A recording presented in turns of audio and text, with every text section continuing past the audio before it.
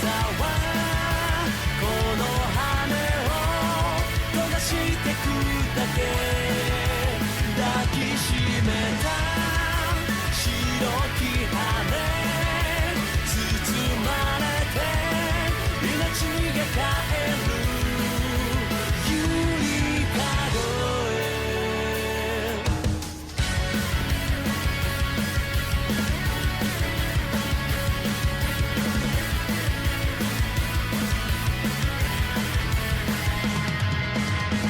なぜと問いかける存在の意義を求めて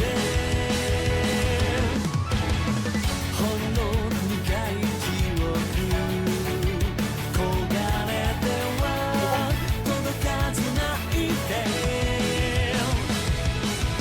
願いはやがて空へ世界を導く光不器用な愛情は約束と罪を残して染まりゆくこの羽はあまりにもこの背中には白すぎて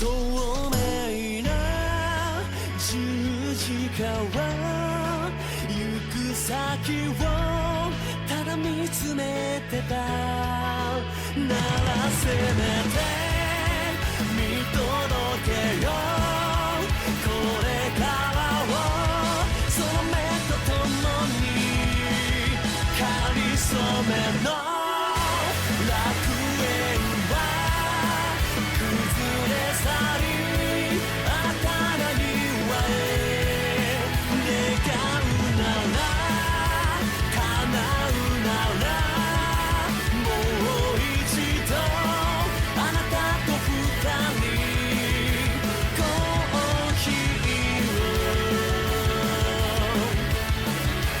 願うなら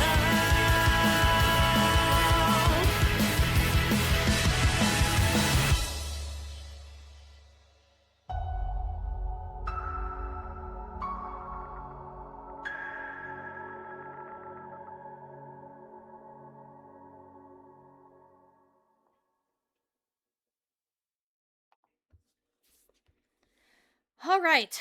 Sorry for the delay, but we're here now. All right, everybody. Welcome to the FGCB Cookout event. Oh, number 5, I believe. Number 6. I don't know. Either way, welcome. I'm sorry it's running a little late. I have a very packed schedule today, but we're starting now. So, in case you're unaware, FGC Boomers Cookout event is an event where we gather people around who are new to Grand Blue Fantasy versus Rising, and then we assign them coaches or chefs, and they coach them on the basics of the game, matchups, and things like that. And we get them to play sets. We get them to play a Swiss-styled set where they face off in a 1-to-5 against other pupils. So today, we have Floris and the Veins versus me and Spooky, which his name is 6 right now, so in case you don't know who this is, yeah. Setting FGC Boomers Grand Blue World on fire, little by little, with his Sandalphon, coming in hot, and creating quite the fuss in the event so far. People want to put the blame on me, but I'm only gonna take like maybe half the blame, really. The rest of it, I think I'll give Spooky credit. Alright. Hi, everybody, hi. Alright, we're just waiting for the Vane coaches to get in here. We just have... Okay, here we go. We got Cleansed. Perfecto. Alright, so Florist, I need you on the left, and Spigot, I need you on the right. I'm not sure if Steve's gonna come in. Let me ask.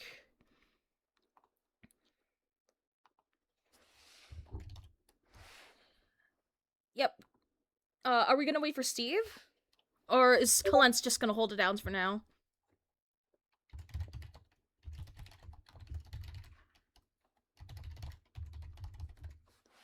Let me just ask. Okay, looks like we're good. Alright, everybody. You guys are good to start. Oh, whenever you're ready. Alright, I'm looking forward to the matches too. Alright, get on spectating. Get some words of encouragement going, and let's go! Let's get it!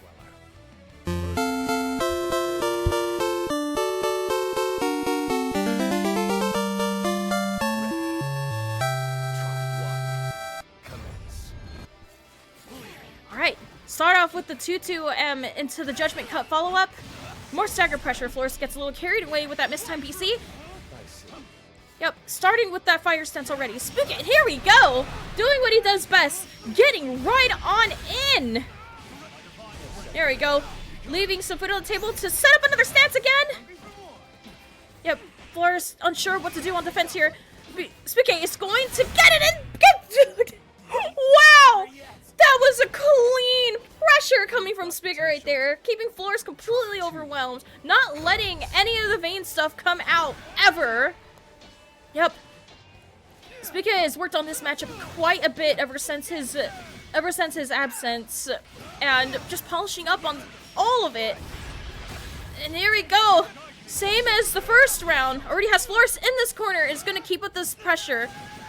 Slowly working in and out of the range, and waiting for these 2-on-4Ls to sidestep them and take advantage of the recovery. And woo! A solid hit confirm. Gonna cash out that fire stance and cash out this meter.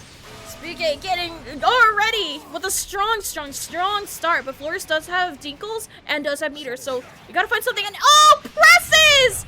Wow! A very fast first round from Spigot.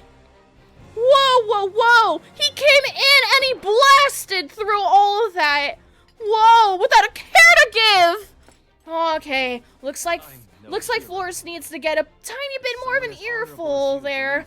That was quite a lot to take in. So we'll see how this is going to be downloaded and how this is going to be put down.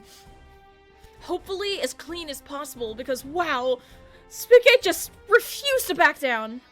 Alright, just jumping right back into it. Just a tiny bit of time, but we're gonna let the intros play out so we can get a tiny bit more of the knowledge, but not lose our groove.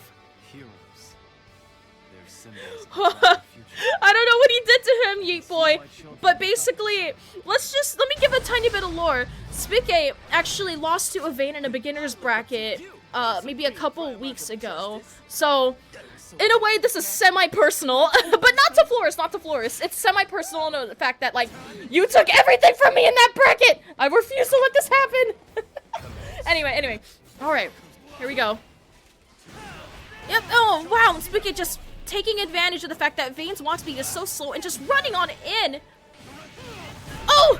Yep, and that 5U coming right on in. That move got buffed and it is feeding families. Yep, delay attack. And now Flores is picking this up and is warming up and getting the rhythm right on back. Yep, Spigot needs to be a tiny bit... No, okay. Oh, no punish though, sadly. Spot dodge a little too late, so Vayne can't get anything off of it. And oh, the sidestep, very good stuff. Poking the shield and then sidestepping right after is a good thing to keep note of. And now we're gonna use ult shield to force Spigot to respect Vayne at this range. Spigot's gotta try and wait something out, but you can't wait forever because you are in near chip range. And oh no, the safe jump. Flores DPs on it, and Spigot did not expect that at all. Alright, a valid answer. Even if it's a safe jump, if you're doing something right after the fact, of course, you're gonna get stuffed out of it. You don't want that. Sometimes you just gotta wait. It's a game of rock, paper, scissors. Alright.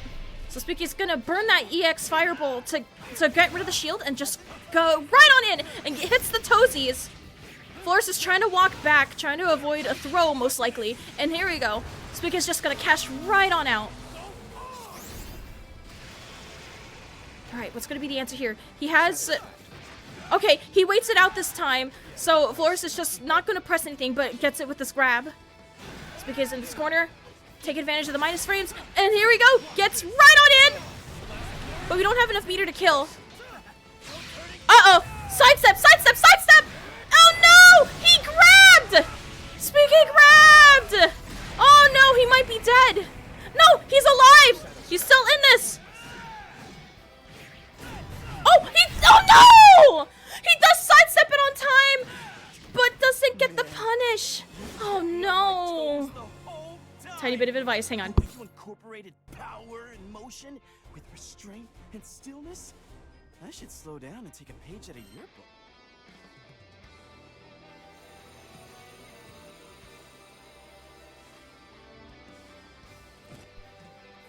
Heroes ready. Okay, I gave a tiny bit more words of wisdom, so we're going right back in. Alright, good whiff punish off of that rapid stab. There we go. Speaking doing what he does best. With these solid hit confirms. Whoa, whoa! Oh no! The drop! Sidestep that! Oh, here we go! Good spot for Spooky right now. And, another reversal throw. Spooky has to be a little bit more careful with this stagger, otherwise he's gonna get more no escapes. Yep. Not a positional advantage for Flores right now. And, okay! Gets with that 2-2-U! Wow! We got people using this niche and obscure move, putting it to use at mid-range. Taking advantage. It's actually surprisingly decent in this matchup, so it's a good thing that Spooky used it right there.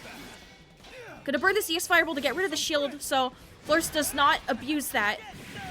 Yeah, he has to be careful with the 6XLs, though, because Flores has been pressing almost each time after that, so...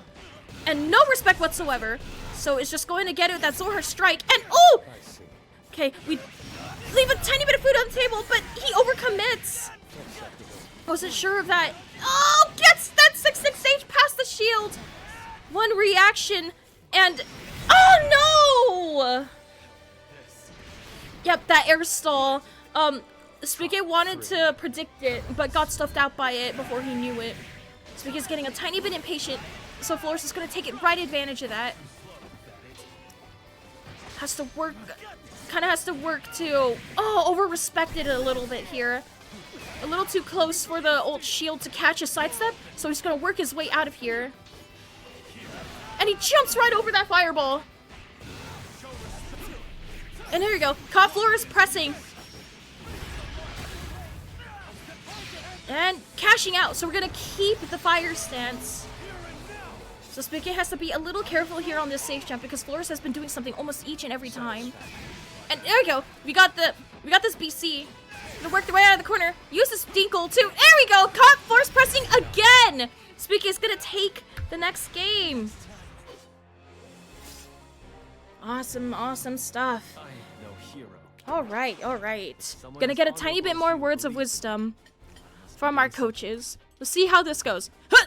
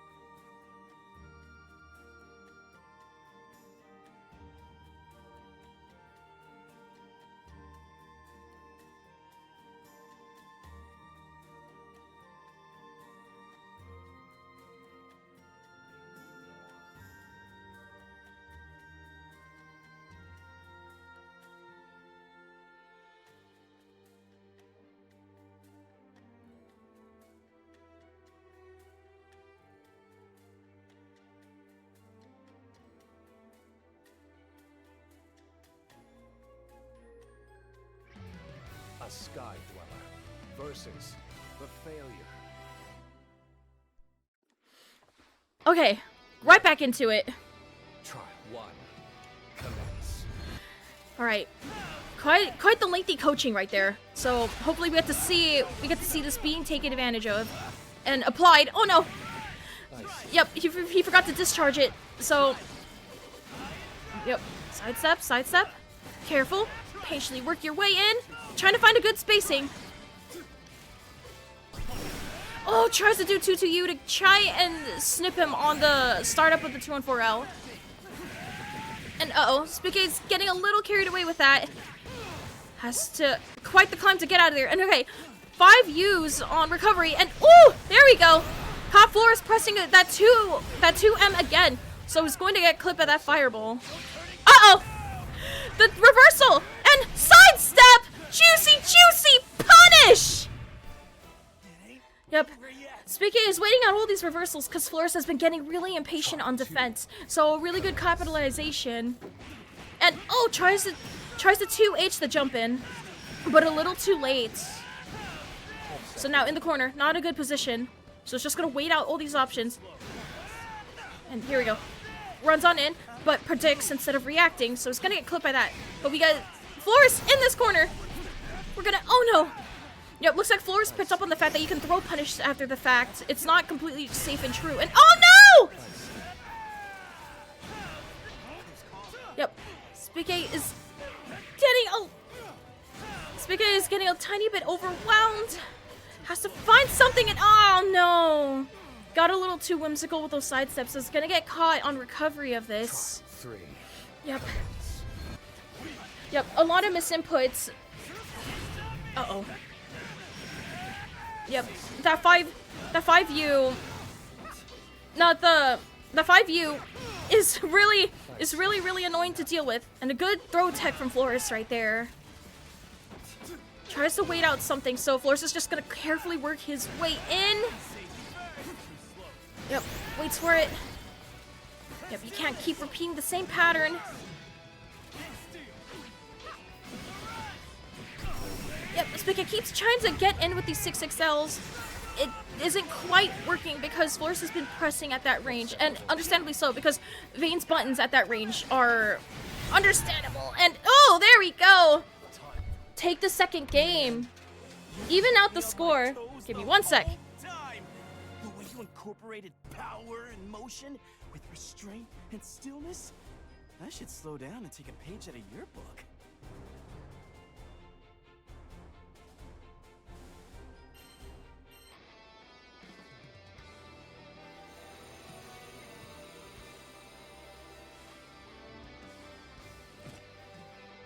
Heroes. They're symbols of a brighter future. I can see why children look up to someone like you. And I look up to you, O Supreme Primarch of Justice.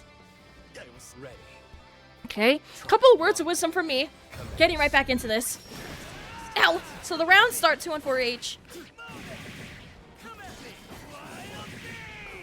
Yep. Spikke knows the tech to sidestep after breaking the shield, but Vane is still very much active after the fact, so has to be a tiny bit more careful with that. And here we go. He's gonna cash right on out. Give Flores one less Stinkle to work with, but now has no meter.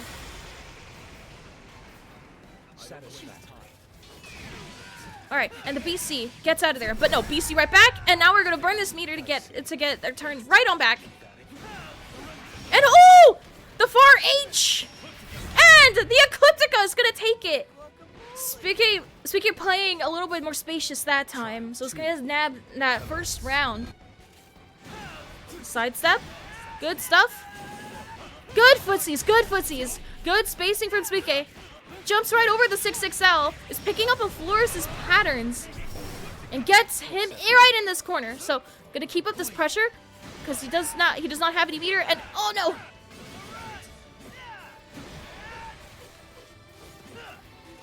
Yep, we're trying to look for a whiff punish of some sort, so Spikke's gonna play it a little more patiently at this range. So it uses the 2M to stuff out the approach, and then BC's right back.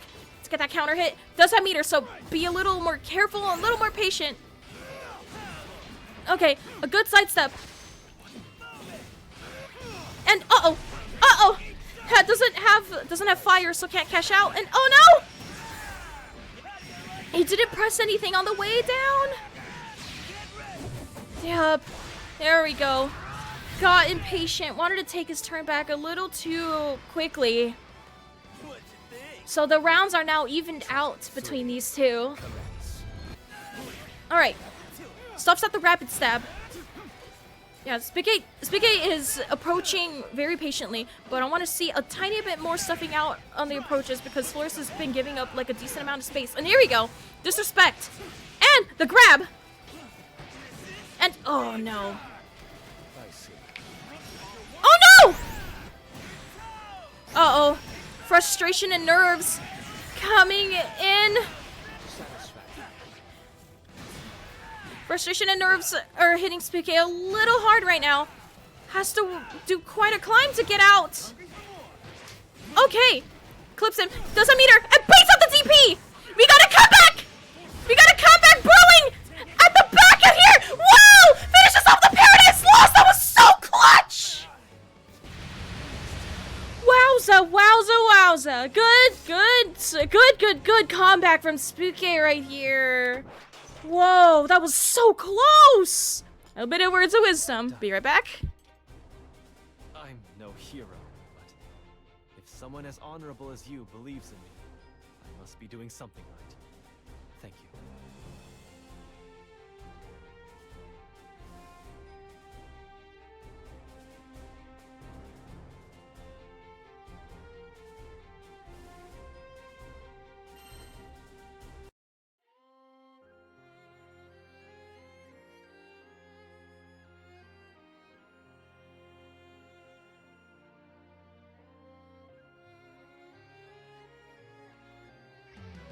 A Sky Dweller versus the Failure.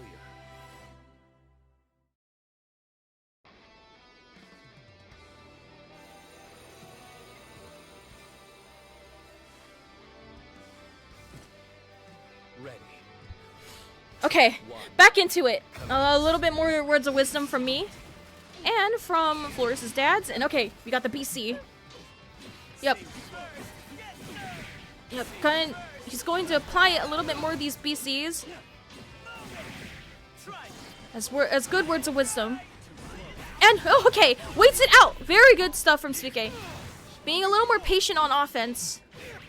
Because it's really unpredictable. You'll never really know what exactly at this range Vayne is going to do. So a very good patience game is exactly what you need to do.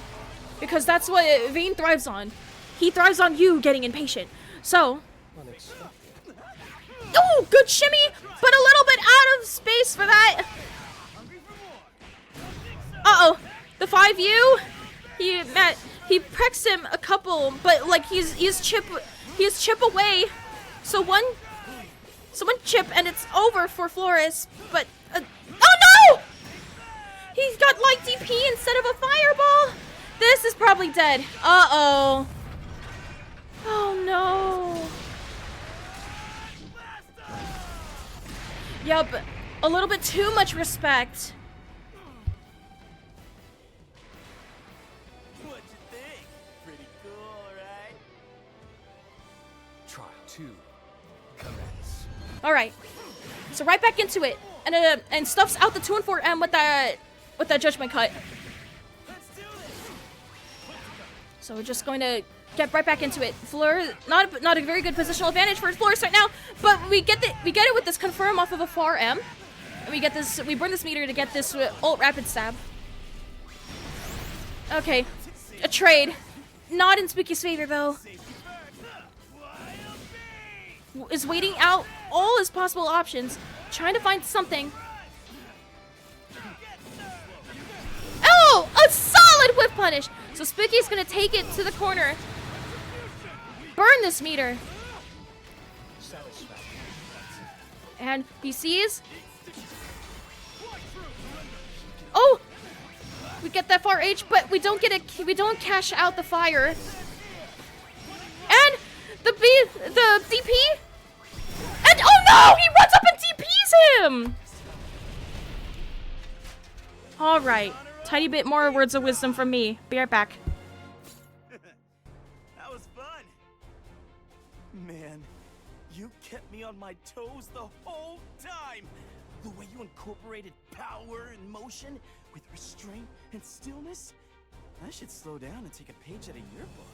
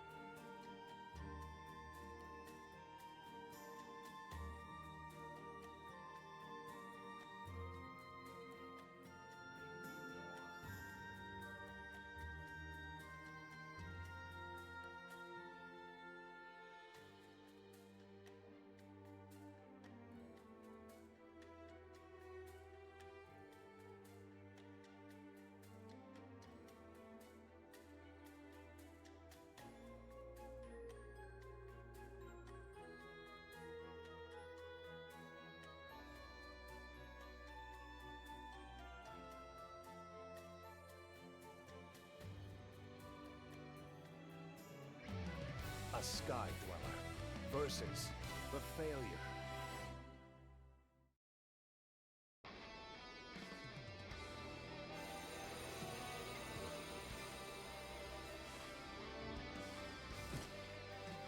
Heroes. They're symbols of a brighter future. I can see why children look up to someone like you. And I look up to you, O Supreme Primarch of Justice. I was so pumped for this match, I couldn't even sleep last night. Woo! Time to shine! Intense coaching from me. Alright, let's go. Commence. There we go. Trade not in his favor, but burns it. Burns the H Fireball, and here we go! Catches him on the way up at that jump. I see. Alright, a delay tech. Gives up some space, was probably waiting out something. Okay. Oh no! Holds it for a little bit longer this time. Yep.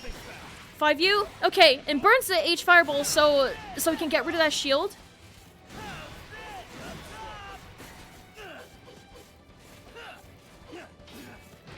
Alright, Spicky's trying to be a little bit more patient this time around. Okay, we got the sweep. And oh no! The withrow! Yup, the withrow. Too much throw protection. It was a good idea. And is a bit in a bit of a dicey spot. Oh! Yep, and that heavy 2-1-4 2 and 4 is just going to be in the air to get the air stall and seal off this neutral. Yep, a very rough thing going on here for SPK. Getting the spacing down as best he possibly can. Uh-oh! Yep, that 5U! What is... Yep. Really toxic move. Really scrambly stuff going on right now. Oh no! It crossed him up. Oh no. Spicking's getting really overwhelmed by this right now. We're losing him. And tries to 2H him, but a little too late. Hope a bit more words of wisdom. Alright. When's our next match? Man, you kept me on my toes the whole time. The way you incorporated power and motion with restraint and stillness, I should slow down and take a page out of your book.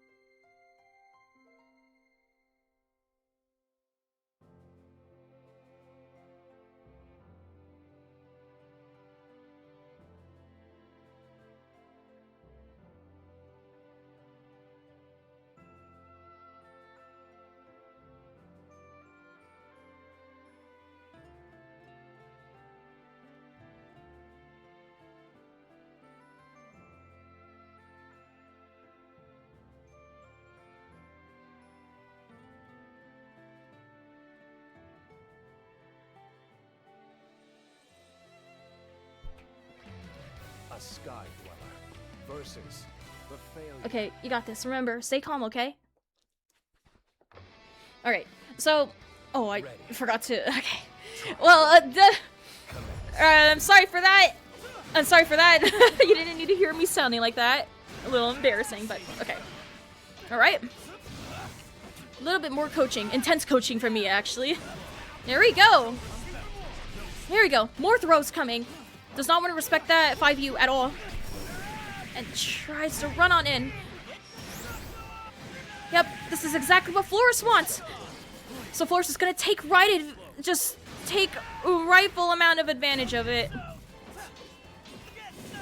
Okay, waits it out this time, but it's slightly out of range, so can't disrespect that just yet. And the BC, a BC for a BC. Yep, Flores is trying to look for something, and oh, a trade not his biggest fever. Oh no, the 2-2U. Yep, Flores has complete control of neutral right now.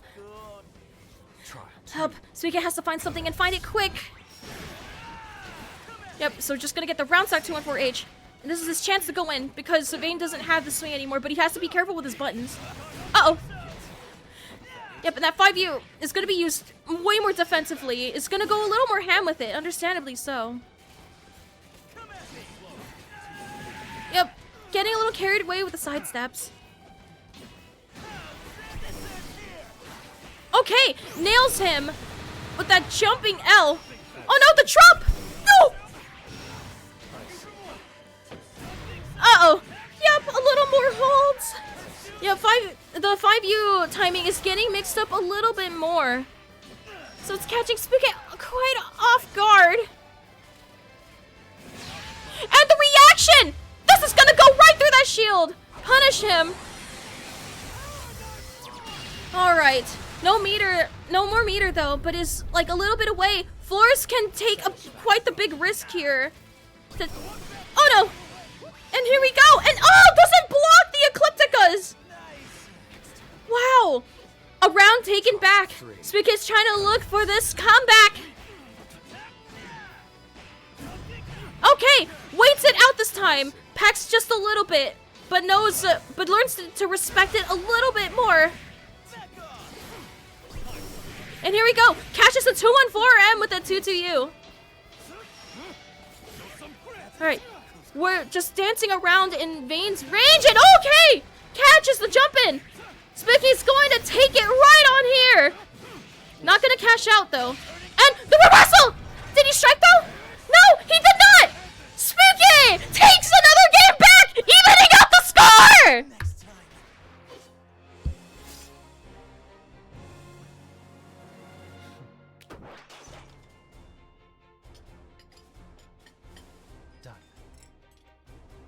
I'm no hero, but if someone as honorable as you believes in me, I must be doing something right.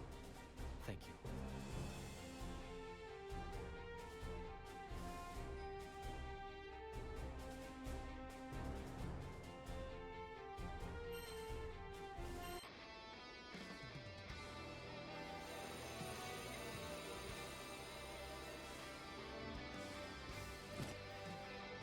Heroes. They're symbols of a brighter future. I can see All right, myself and look tiny at bit of this words of encouragement. Getting right back into it. Games are so even now. So this is the last game of the set. Who's going to take it? Oh no, the 2-4M that is unsafe. And oh, no respect whatsoever. Spiky learning to know where to disrespect Vayne. But how much fruit will this bear for him? We'll have to see. He just has to not get overwhelmed. And the air stall. Oh, the punish. Oh, okay, and waits it out. Spiky gonna blast this meter. Take him to the corner, and oh no. Okay, we got the reversal. Not close enough to the corner to get the full conversion. A bit of a dodgy spot to BC right there. He's got to keep his cool because Flores does have meter. Walks out of range of that ult shield. Plays it respectful for now. Oh no! Oh, he drops it! Gonna put Flores in this corner. Playing it patient for now. Oh no! unfortunate. Uh-oh. Flores is 1 round off from taking it all. He burns the 2 and 4H instantly. And the trade. Here we go. Spigot doing what he does best. Getting those confirms. Playing it patient for now at this range. And the whiff punish is so many footsies coming off of both of these two. Uh-oh. Was it in the range to trying to disrespect the shield? A bit of a misinput. Probably try to do rapid stab. And that is unsafe. Don't do that. Burns the EX Fireball to take it in and baits the reversal. Gonna burn this meter. Alright, plays it safe for now. BC for a BC. Uh-oh, barely out of range to whiff punish that. Play it safe, play it safe. Be patient, Spooky. Okay. Okay, floor stays respecting this time around. Awesome reaction! This is going to take it! One round off! Both are 1 round off! One last round! Who is gonna take this? 3. Oh, this is so dicey! Alright, going in with that stagger pressure. Spooky trying to make sure it stays his turn no matter what and keeping Flores here in this corner. Tries to whiff punish, but a little too late. Uh-oh, back against the corner, but back to neutral now. And oh! Overcommitted a little bit too much. Yeah, Flores is keeping those 5Us rare. Does not want to hold any more of this. Going to be, yeah, gonna have to be a little more careful. And okay, clips the 214L. Gonna get this. Oh, caught pressing, but we don't. We get a little bit of nerves. Spigot has to be so careful. Little bit of a risky jump in, but Flores does not punish it. And ooh! Oh no! Has to be so patient because he is in the lead, but both don't have any dingles, and he does have. And they both have meter though, so one good reaction out of both these two. And here we go! The Paradise Lost takes it! Smoky tail! Oh, I'm popping off so hard! Let's fucking go! I gotta run. Oh yes! Oh, that's my beat right there! Oh! Let's fucking go! Holy fucking shit, dude! Oh! I am the best Pokemon coach ever! Get on my level! Okay, anyway, excuse me. Sorry, I had to pop off. I'm sorry. 7, you got the perfect pop-off at your fingertips. Press F2. Oh yeah, right. I sure do. Alright, so that just for that alone, I'm gonna do this. I can't believe I popped off so hard, dude. Look, in fact... The pandas are coming, so I go to your bed. The pandas are coming, they'll rip your ass to shreds. Yeah, there he goes.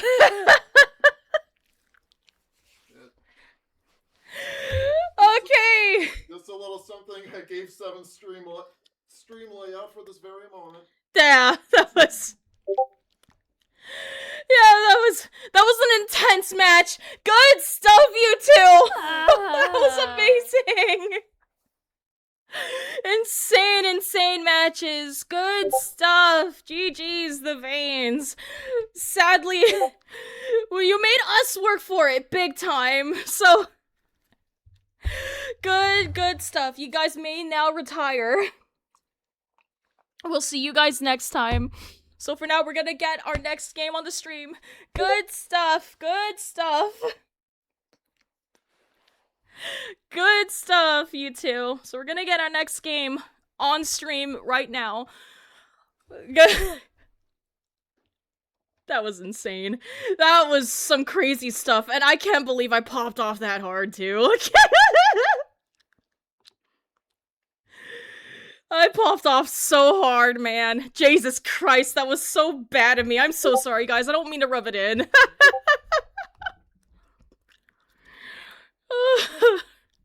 That was amazing. That was amazing stuff. Holy shit. Yeah, alright. So now we're gonna get our next set on here. We got H2, right? Yeah, we got, so H2 and, come on.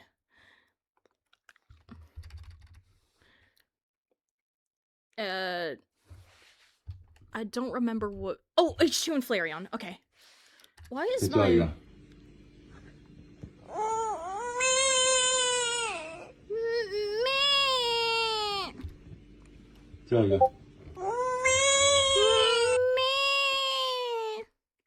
Okay, I'm just gonna call them the Grims. So, H2 and Orange. Okay, the Grims versus the Shars. Okay, the Grims versus the Shars. You guys are set to start anytime you would like. We're ready and locked and loaded.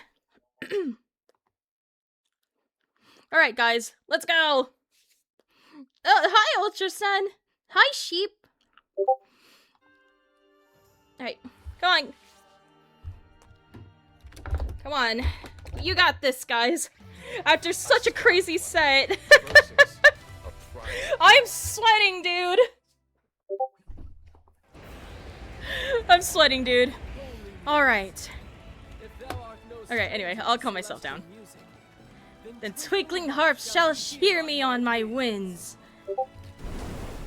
For I am a Chuny. Hark! The angels sing! I'm sorry, I have to replicate what he's saying. I just feel like I have to. So after that pop-off I just did, I deserve to gush over Grimnir, I'm sorry. Anyways, so we got the Grims versus the Charlottas. H2 with Flareon, and Orange with Chicken Vegeta, aka, the George. Alright. Really nice, really pretty colors. Really pretty colored Charlotta, honestly. I like the colors. The choice of wardrobe today is admirable. I love it. Alright, anyways. H2 going to keep Orange in this corner. Yep. And this BC, solid BC, tries to fuzzy mash the noble strategy to stand light, but it doesn't work out. She's a little too high above their heads. And H2 isn't aware that you can punish her after that fact. And is, oh no, a drop! Yeah, you had to do crouching medium after the wall bounce. But H2, even though he left a couple scraps of food on the table, picks it right back up with this fireball. Yep, I want to see a little bit more zoning from H2, because that's how you keep Charlotta out. She does not get anything otherwise, and of course. But, you know, Charlotta has her ways to get in, and what that is just using a well-timed ball to in between the gaps and the zoning. And the uncheck. Uh-oh, Issue has no dinkles now, so the next combo is likely gonna shred their health and probably kill them. Yep, plays it a little more safely this time around. Yep, Orange is gonna stay respecting until minus frames and oh no, the uncheck again! Ooh, this is gonna hurt. Does have the resource to kill probably, but doesn't go with the 2-2U to get more. And that slow floaty jump jumps right over, but Orange recovers in time to anti-air with that close medium. Alright. Okay. H2 seems like he would want to play a bit more of a zoning game, but wants to get more of the seal styling going. But you have to work for it a little bit harder as per the last patch. And H2 wants to pick up something, but Orange is getting in for free. H2's gotta not let that happen, and oh! The 5U does hit the follow-up on the Lance. So we don't get a counter. Yep, so H2 is going to stay respectful for now, and oh no, that unfortunate 2U! Oh, that move! I hate it! Why does it function the way it does? It does not need to be so negative. It'll be useful the next season, I promise. I'm coping. Don't worry though. So anyways, Orange is gonna take this. Orange is gonna take this next. Is gonna take this game. The first game, and already has H2 in a corner. A really favorable spot for Charlotta right now. I want to see some more BCs from H2. Oh, it just keeps eating the free pressure and is getting matchup checked to all hell. She really did come in to eat. Oh. Yup. No coaching downtime done from the last game. So I'm not sure how they're doing it. Probably on the fly. However H2 wants to do the coaching. And the DP. But we only punish with 2 far lights. We don't make up for it, but we still have some time. It really isn't over till it's over. That 2-1-4H is really unsafe. And this DP. So H2 is gonna get out of this. Okay, no, gonna set up instead. Okay, and we get the confirm, but a little too far to get the close medium. It was quite the commitment, but oh, the whiff DP again. We gotta punish this DP with that far H. But H2 is not in the lead. Ah, sets up a seal in the worst time and place. Okay, the Charlottas are now up 2-0 now, so we're gonna get maybe a little bit more words of wisdom. Like a tempest which transforms the sea into towers of foam, your lance was at once beautiful and terrible. Oh, you keep thinking the Discord prints are you? Sorry. Here, I forgot to turn on stream mode so you don't get to hear them. I'm just getting... My DMs are just blowing up, man. I didn't mean for that to happen, but let me change that real quick.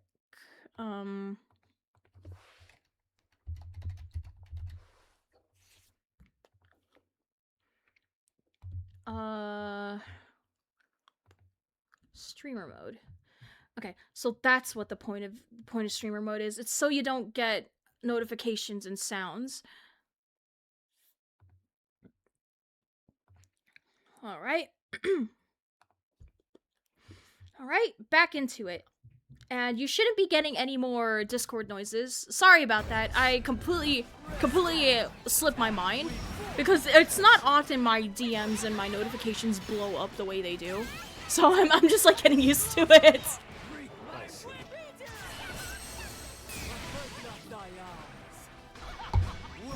All right. Yep. Okay. We got that confirmed, but H2 keeps leaving some food on the table. Just gonna keep on going, and we can kill here. Yeah, there we go. Right, H2. Nabs around. All right. We're going to work for our wins today. Yep, but keeps giving up his space to Charlotta a little bit too much. Yep, giving up too much space and respecting a little bit too much of the pressure. Keeps kind of trying to challenge her in one of her best ranges. So, like I said, I want to see a little bit more BCs from H2 to get out of the pressure and to probably zone her a little bit more.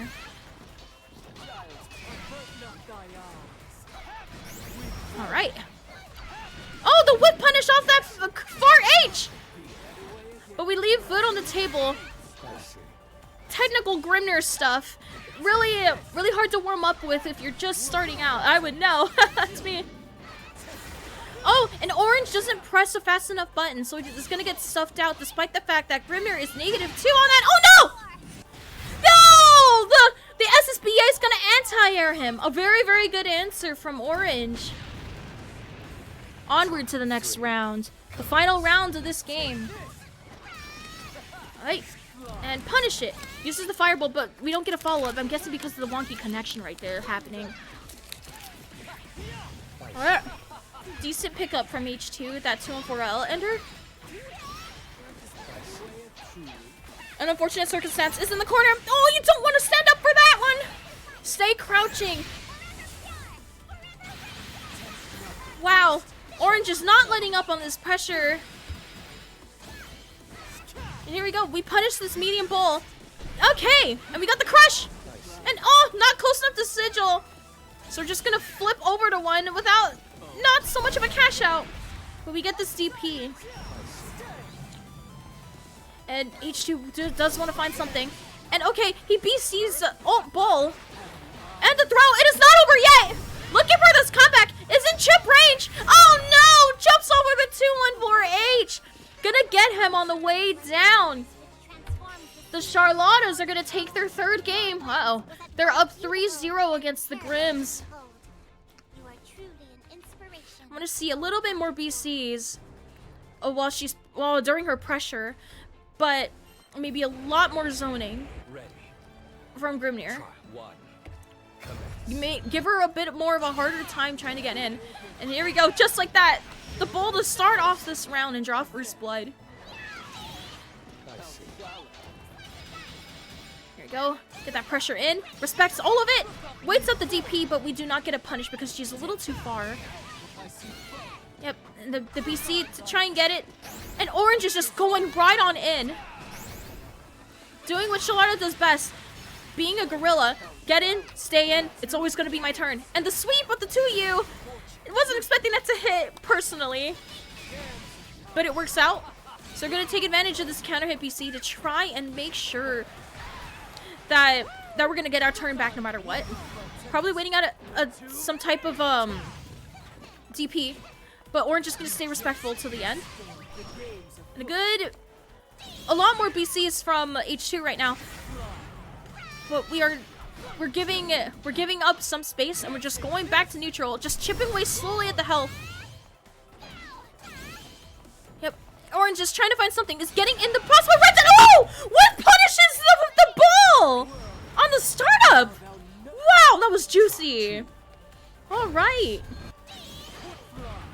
Yep, H2 learned to react to the ball and then punishes it with the far H. Good stuff, and is now punishing it.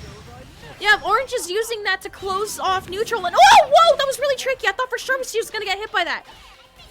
But alas, and sidesteps that. Looks like H2 is starting to pick up on the coaching from Flareon as we speak.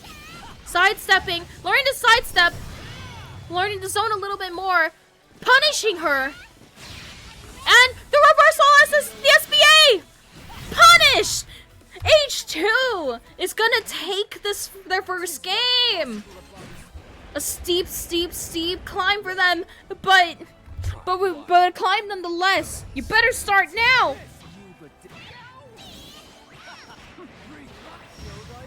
Here we go. Yep, and Orange picking up on the fact that you can roll through Grimnir's the second hit of Grimnir's far H.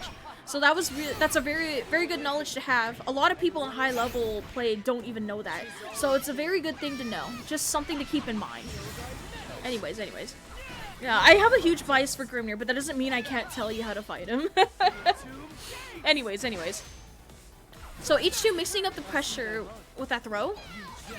But they don't have any sigils near them. But they do have meter. Okay, and they're just gonna use the old fireball and oh! There is DP bait, but we don't punish it. But we have Psycho Crusher. So we're gonna stuff out Orange out of that 6XL. Taking the first round of this game. Yep, trying to set up slowly. And here we go. Yeah, very good footsies. Keeping in mind of Orange's patterns. But pressed after that sigil dash because that is -2. You do not want to press after that. If someone absolutely does not know, then yes, by all means. But we got coaches here with a little bit more knowledge. Here to put it down. Now she recovered, so it's gonna give her a tiny bit more space. Yep, a little bit too much respect, but we stuff it out with that far medium. But oh, the whiff DP and a DP for a DP. There are no punishes on either side, but from H2.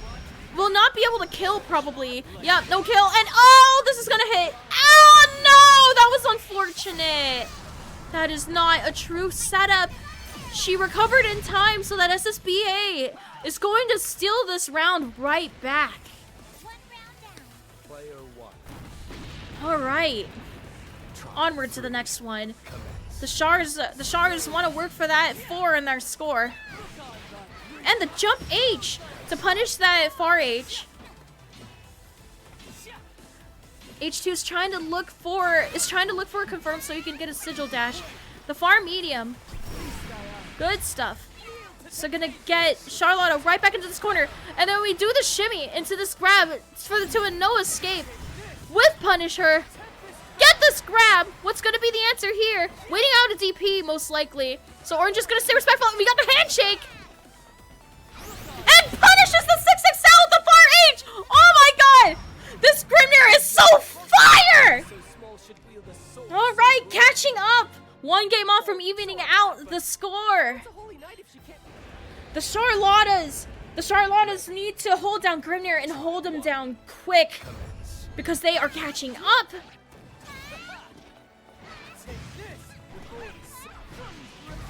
Okay. Right into the next game. Oh, that was really tricky. What happened there? Yeah, it looks like it caught the ball on the way down. So we're just going to keep Charlotta in this corner, barely out of range. So we're just going to BC right back into it. But now we got this DP going. And DP's the noble strategy. Does not want to hold any of that, but H2 was giving up the space and putting himself into this corner just to stay on the sigils, not knowing that you can just summon them. You can just summon them again because it's off cooldown. And here we go. In the corner. Not a good positional advantage for H2 right now. So Orange is just going to keep this going. And are we going to get cash out? Probably going to cash out. Okay. No, we're just going to keep it safe with the ult noble strategy. And stuffs her out of that. Trying to work his way out. Far H Gaming. There we go. We're getting some good confirms. But maybe a little bit too much for a sec. Oh no! The 2 and 4H is unsafe. You don't want to do that. Oh! Here we go! Punishes with that 4H. Awesome stuff. H2 wants that third game so badly. Alright. So gonna stay a lot more defensive this time around. Yeah, not the end of the world if she hits you. And here we go, baits out the DP. Got that punish. Uh-oh, the jump H came out a little too late, so we couldn't punish that. We couldn't punish the Sword of Lumiel on time. Could take advantage of the spacing to set down some seals. Got 2 and 4L. Is that confirmed? Okay! Woo! A confirm! So if we take it to the corner, you can get the kill! Oh no, it drops! How did it drop? But you are in range to keep chipping her out. Use those fireballs! Here we go! The Grims are now evened out with the Charlottas! Ho ho ho! All the world quakes before me. All the world quakes before me. We evened out the score. I shall not go down without a fight! Woohoo! Chuny Gaming! Alright, the Charlottas have to come up with a plan. And come up with it quick, because H2 is catching up and picking up on all this knowledge. He is taking note of the fact that you should zone Charlotta out, and those willy-nilly Blanca balls aren't. They may be neutral skips, but they are not neutral wins. There are ways around it. You can jump over them, which is what H2 has been doing, or crushing them with Farah H and challenging Charlotta's range, taking advantage of the fact that she is so stubby, and there's really not a lot she can do unless she is absolutely in your face and stays in your face for as long as you are going to allow it. So, alright.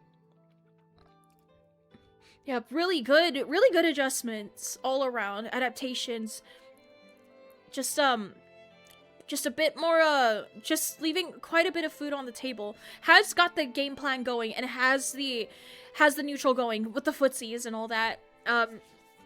Just probably, I think, needs to use the sigils a little bit more carefully, not to over rely on them. And probably use a little bit more fireballs as well. That would be my suggestion. As for Charlotta, she did such a good job holding it down, but is maybe getting a little too carried away trying to challenge Grimnir's buttons. And it's really hard because that far H crushes a lot of it. So I personally want to see a little bit more sweeps is what I'd want. Maybe some strike throws? Alright, so Smart M is going to get H2 right into this corner. And H2 is going to stay respecting. And oh! Uh-oh! Really scrambling right there. and gets him with that DP. Yep. So H2's gonna keep getting away from her best range. And using this BC to get her right back into that. Put her even more into disadvantage. And here we go! The Juicy confirm with the air dash! Oh no! Sad drop though. Ah! A little 2+. But that is a DP. Nope! Okay, we don't kill! We could have killed! But that's okay! We still pick up the pieces! H2's gonna take the first round after an evened out game. Can the Grims officially be ahead in the lead? Alright. Orange finally scoring an auto combo. And oh! A bit of a mishap with the combo. Goes right underneath Grimnir. We don't get a 2H. Because Charlotta's 2H is pretty hard to use. And oh! The far M! Yep, H2 was taking advantage more of these far mediums and far heavies to take advantage of her stubby range. Using it to punish a lot more than using far H. Because far H is very slow. At least, well, it won't reach, not very slow. it's pretty fast. But, oh! And no respect whatsoever. Wants it to stay their turn so badly, but H2 is gonna DP on right back! Now one game off from taking it all! The Grimnirs! Working for this! Or so I thought, but what's a holy night if you can't whip up Do over! Okay, anyway. The Grims now only have to win one more game, and this set is theirs! Oh, the Charlottas need to think and think quick. How are they gonna get past all of this? H2 is just picking up on this so well, and we just used to block the ball into the DP right off the bat, because H2 is trying to catch that, so it was a good answer. And 2H is a little bit out of the question for Charlotta. So the DP is her best bet to anti-airing and baits the DP! Good wait out for H2. Waits out the DP again, but we get the sweep. So it's really unsafe. He didn't cancel anything into it. So it looks like Orange is going to keep doing DPs as anti-airs for now. Alright. Confirm with that far medium. Alright. Waits out the parry! Wow! H2! Absorbing the knowledge, knowing that Orange is getting a little carried away on these reversals, so was waiting them out each time, and Orange not taking advantage of the fact that he's just been so patient on— oh! The stuff out of the ball with the far H! Oh, we are gaming! This is how you deal with it! Getting out of her range, punish her with the second hit of the far H, get her away, but she just runs right on in and doesn't respect Grimnir's space whatsoever. So we're gonna take it right to this corner. Has quite a bit to work for though, and crosses right over him and grabs him. Not even H2 was expecting that, I'm betting right now. And B sees her right back. Get in that corner and stay there. I didn't say you have permission to leave the corner, young lady. Oh! More far H punishes. A lot, crushing so many Charlotta's buttons. Gonna keep zoning her out, because she doesn't really have anything that's invincible to avoid all of that. Gonna keep on doing it and abusing it as best he can. Orange just isn't sure what to do. Tries to roll through it, but gets caught. And gets in range of that blockable to get in, and oh no! So scrambly! The on check! Now has no more dinkles though. So the next combo is gonna— oh no! Oh! The Grims are gonna take it! That 4H crushes the ball! H2! You are on fire! Wow! Flareon is giving forbidden advice! We're screwed, Grims! He knows! I'm so sorry, Flores. I'll turn it down. I'm sorry, I pop off really hard when the Grimnir is cooking. I'm so sorry, Shars. I don't mean to make you feel bad. You guys did great too. Really held it down. But of course, when you're getting zoned out, it's understandable. It's really overwhelming. But you played it pretty well. I played it pretty well.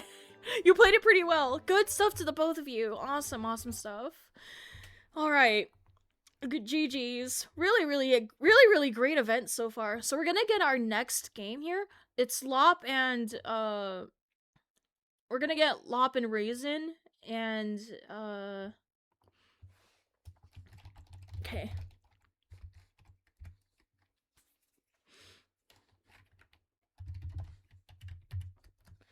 Alright, I'm gonna summon Lop and Raisin, and who is this? Is this I'm on streamer mode so I don't see it.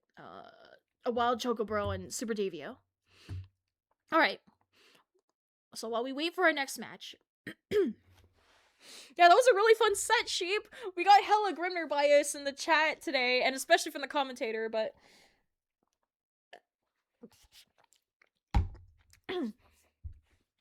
alright. So, a little bit of history on these two.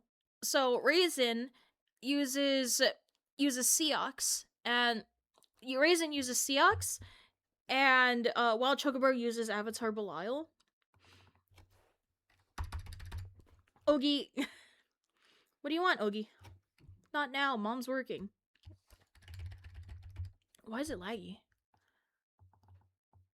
Yeah, why is the stream UI program being so laggy? And Raisin. I think it lags whenever I don't have it centered like this. That's okay, that's okay. Alright, you guys just need to get on the cabinet and start whenever you're ready while I set up the UI.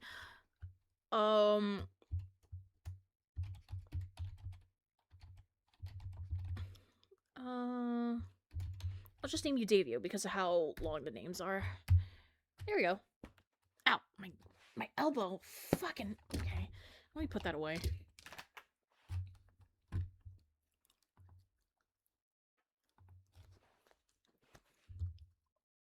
Okay, here we go. You guys are free to start whenever you're ready. Where did this talk about me being a mom come from? What? That's stupid. I'm not mom material. I don't even sound like it. I sound like a 15-year-old that just barely hit puberty.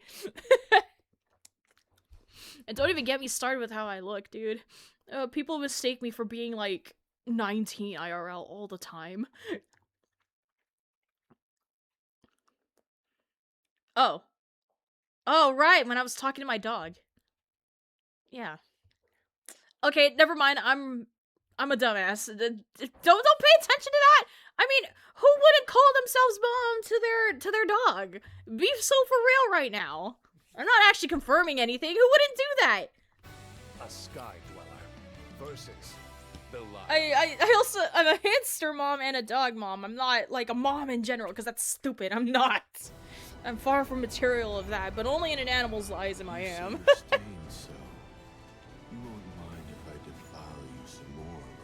You wouldn't what? I'm not a mom! Stop doing that! Stop saying that! Alright, anyways. I think this is Excavalian's theme. Alright. Stop calling me mom! Okay, anyways. Alright. So, Raisin has been using Seox's Mold Eyes to close off neutral. And it's a good idea because Avatar Belial does like a good amount of that. A lot of resources burned from Wild Chocobo here, and oh! The grab! That was pretty solid from Wild Chocobo right there. So he's gonna take his first round. And good BC. And Berserker Barrage is a good idea to use it on the Berserker Barrage because it gives you a guaranteed BC. And he uses this wall dive to get right on in.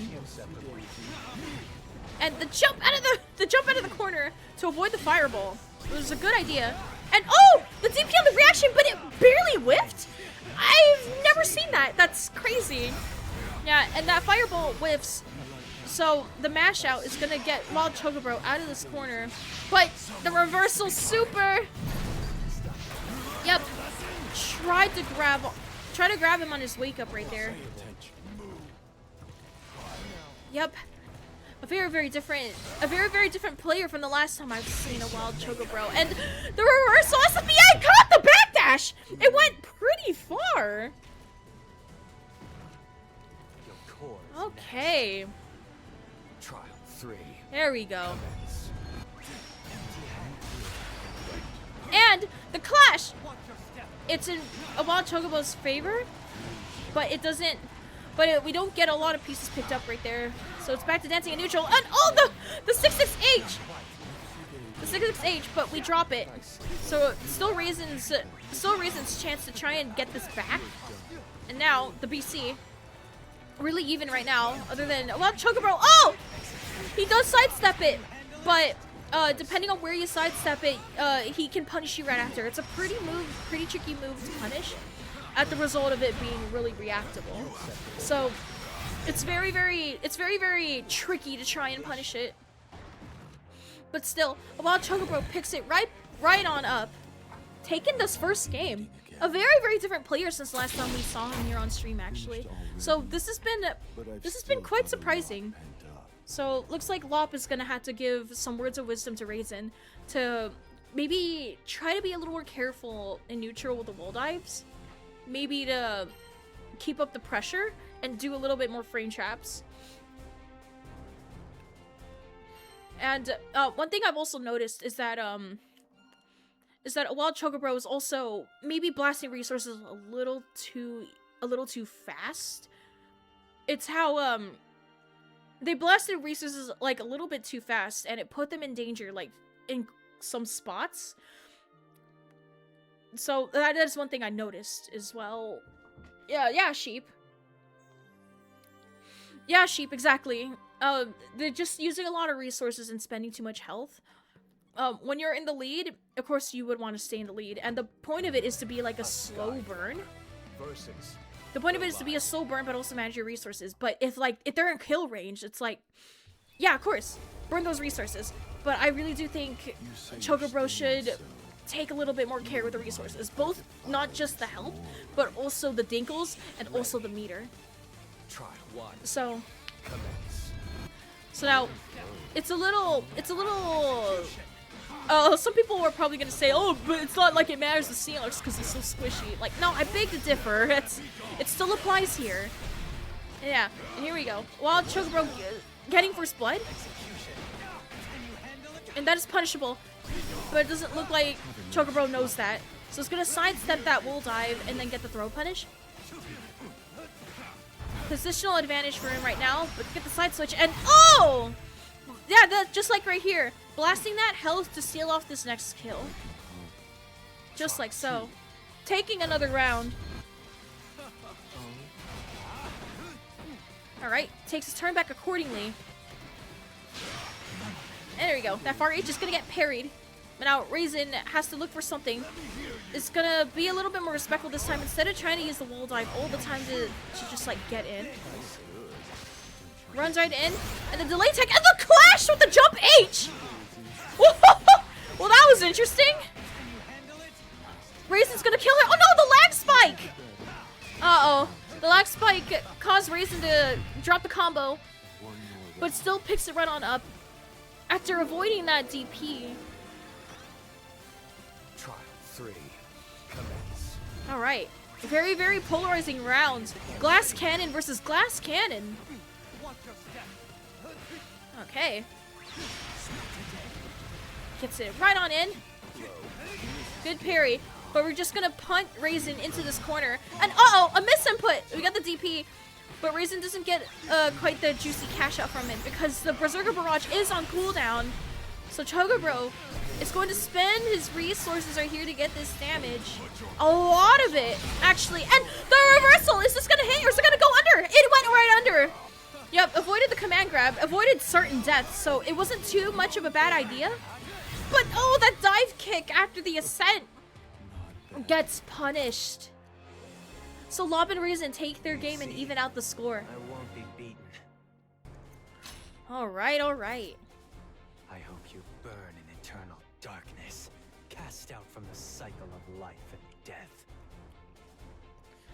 And yeah, Sheep, exactly. Seox is squishy, but it's definitely not worth burning 3k of your own health unless you kill. Otherwise, you know, you're dead. You're dead if you guess wrong. You have a little bit more to lose for it, and you're absolutely right. So yeah. I think Wild Chocobro needs to be more careful on his resources. All of them. Be it the health, the meter, and the dinkles. So he really should just keep it a lot more simple, and just stick to moves that do not drain his health. Just maybe do a little bit more strike throws. He has been pretty on point with that, and there was a lot of improvement since the last time we saw him here. Doing sidesteps on reaction, knowing when to DP, pressing a lot less in wake up, using the BCs too. So hopefully we get to see Chocobro tighten up on preserving the resources a little better this time. And with Raisin, probably burning the cooldowns a lot less. That's one thing I noticed. If Raisin doesn't have a way to get in, then he just runs in and then just dies to like a far button and into a confirm of some sort. So I want to see Raisin practicing a little bit, being a little bit more patient in neutral, and using the wall dive to skip it a lot less.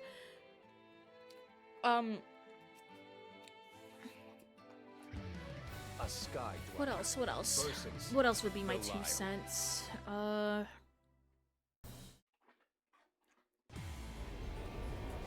Yeah, I think that would be my 2 cents. So we're just gonna jump right back into the game. And the round start with the 6XM. Yep, sweep. Sweeps are another good way for Seahawks to get in, but because of how stubby his sweeps are, it's easier said than done. But it is better than nothing in the end.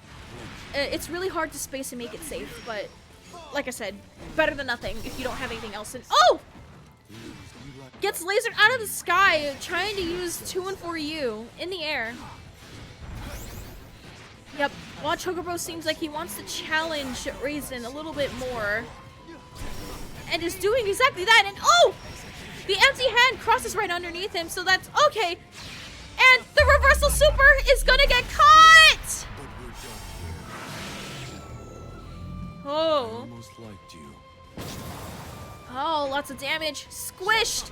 But Raisin's still in the lead, does have meter. So, oh! The laser! Ooh. Burning a hole right through him with just a death stare. Wow, intense stuff. While Chocobro sidesteps that empty hand, but the distance wasn't in his favor, so he's gonna get punished on the recovery of it.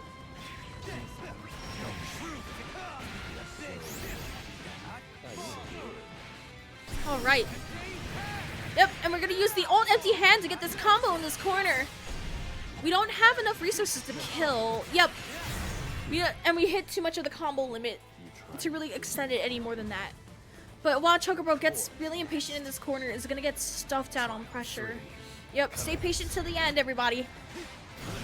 It's gonna win you games and feed your families. But oh, that was a good DP on reaction.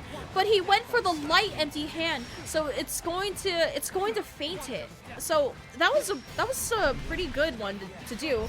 But we used the empty hand, and while Chocobro jumps right on over it and gets Seahawks in this corner. Cuts quite a bit of health. Didn't exactly even it out, but oh! Doesn't have the resources to kill Seahawks right now though, and oh! It barely whizzed. There's a lot of throw protection, but oh! Picks it right on up. A wild Chocobro, like a boomerang, hitting right back with that overwhelming offense, just like in the last round. Takes the second game.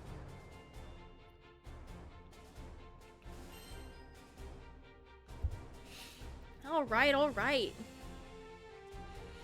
Yep, Raisin's gotta find a way to get in and stay in somehow. I would say maybe pick up on the BC patterns. It looks like while Chocobro has been BCing every time his hit gets hit like a second time. If it gets hit twice, then he BCs. So if Raisin picks up on that and you know, sticks to like some decent stagger pressure, we could punish those BC attempts and or maybe mix in a strike throw as well, because he keeps committing to an auto combo, and I was really hoping to get a little bit more throws because Chocobro has not been teching those grabs, but of course he's staying a lot more patient on defense this time around, which is good. So Raisin's just gotta find an answer to that. And still has plenty of time. It is still 1-2. So we got plenty of time to work with. You may be one game behind, but it really isn't over yet till it's over. Versus Belial. So jumping right back into it. Ready. Trial 1. Commence. Okay, starts off with a fireball at the beginning. Ooh, that was a lot of damage. Yeah, using the fireball at the beginning there, we already put him down to halfway health, unfortunately. So Raisin's gonna go a little bit more ham. Ooh, but we leave food on the table. Could have gotten a conversion and then do it. Oh, yep. While Chocobro picking up on this knowledge. And there we go. Catches Raisin committing on his recovery there, on his disadvantage. So he's gonna use this SSBA. And oh! Respects it this time and oh! Yep, was caught pressing in between the Rekkas. He got frame trapped. You don't want to do that. You gotta wait it out. You either BC it or wait it out and react to the heel kick and stuff him out of it. Wait for something a tiny bit more committal. And the connection's chugging quite a bit, but picking up. Okay, and Raisin already burned Air Fireball and the Wool Dive, so is probably going to try his best to find a way in. And here we go, the old empty hand. It is plus on block. Just gonna find his way right on in. We don't have anything to cash out with. And oh, tries to do 2-1-4U in the air and oh! Rolls right past the Berserker Barrage. So now we have even less neutral options and Raisin's gotta find something. Is this, what's gonna happen? Oh! The empty hand beats out those super. Yup. Whoever did it first definitely lost there. That was gonna be a really tricky exchange. I hope you burn in Yeah, eternal darkness. while Chocobro has got the matchup knowledge on check with those wall dives, because Raisin has been using those a lot. But the only thing about it is that Raisin's been burning their cooldowns, just trying to get in and stay in. And even when they're not in, they have burned their cooldowns a little too early, for a little too long in neutral. So it was good downloads. It was good downloads on either end, but Raisin did a lot better going ham with the pressure that time. And that's exactly what I wanted to see myself.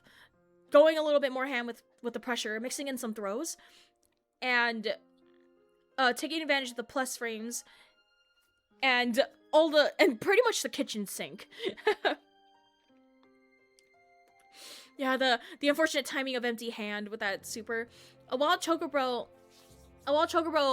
really needs to tighten up the execution on. Really needs to tighten up their execution on the moves that drain his health and his resources. So hopefully he plays a bit more of a preservative game with the resources. Ready. Committing a little less, taking advantage of the game's base fundamentals maybe, instead of relying on Belial's kit instead. Alright.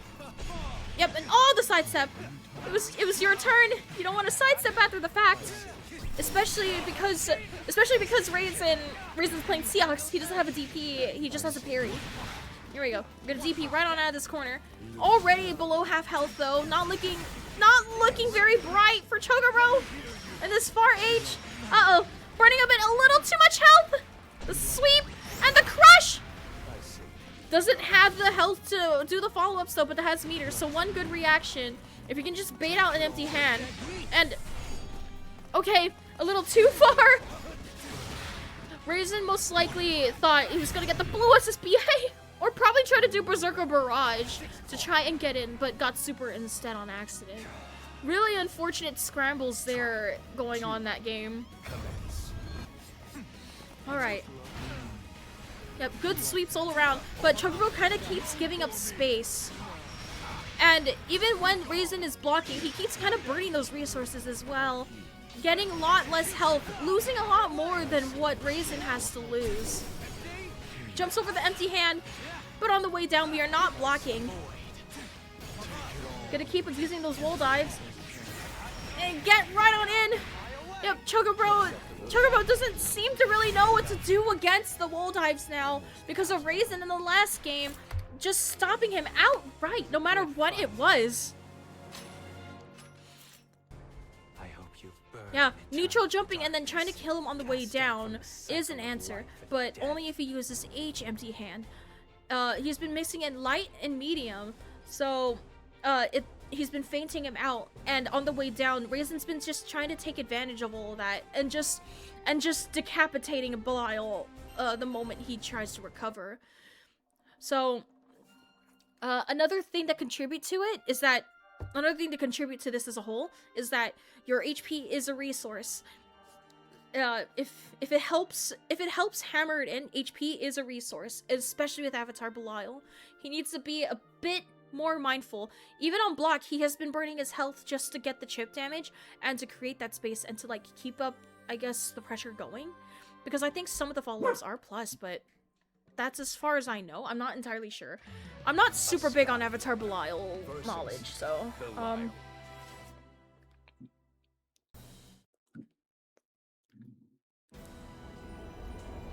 alright. Trial 1. Alright, so Belial can still do the follow-ups even on chip range? Okay, good to know. I didn't know that. So basically it's just go ham at that point. Alright. Right. Playing a bit more of a zoning game. Yeah, and Raisin being a tiny bit more careful, waiting this out. Okay, mistime BC. Stuffs out the 2 and 4U in the air. Yeah, it was good. And we get out of here with a CP. Could have punished, but that's okay. We're still new here and learning the game. Learning how to fight these characters right on the fly. And oh, that was so much chip damage, but that is incredibly plus. A DP there would have been better instead of mashing. Trial 2. So Raisin's just gonna keep going with this pressure. And here we go. That was a good PC on the Berserker Barrage. So now he has even less neutral options to work with. And oh, Blasted Dinkle trying to get a conversion off of that straight hit. Raisin has to get in and stay in, especially with the resources he spent trying to get there. And there we go, just like that. The old dive. And there we go. While Chocobo has a good answer, but is using Jump H to try and punish it instead of using Jump Medium. Because the Jump Medium is a cross-up, and that's what you want to do to punish it, and oh! An overwhelming round from Raisin! While Chocobo has a lot of work to do officially after that game. I hope you burn in eternal darkness. Yep, he has to find an answer to all these wall dives. Maybe a little bit more disrespect. Maybe a little bit more disrespect towards Raisin, and waiting out more of the cooldowns would be what I would suggest. Because Raisin has been blasting all of those. Berserker Barrage, the Air Fireball, the Wall Dive. So once you exhaust all of that, and then you just get like a certain range and just bully him with your own buttons. Because Avatar Belial's buttons are pretty juicy. So if you could just like get something around that range, then you can just like seal it off without using any resources. So a lot of this seems to be a lot of fundamental knowledge that a wild Chocobo needs to pick up on and needs to be enlightened on. So we can get the edge on him instead of using our resources willy-nilly just to get a hit in, or to at least get like the least bit of pressure in as well. So Raisin is one game off from taking all of this, taking some more time to absorb some knowledge, and then we're just gonna jump right back in. Versus Belial.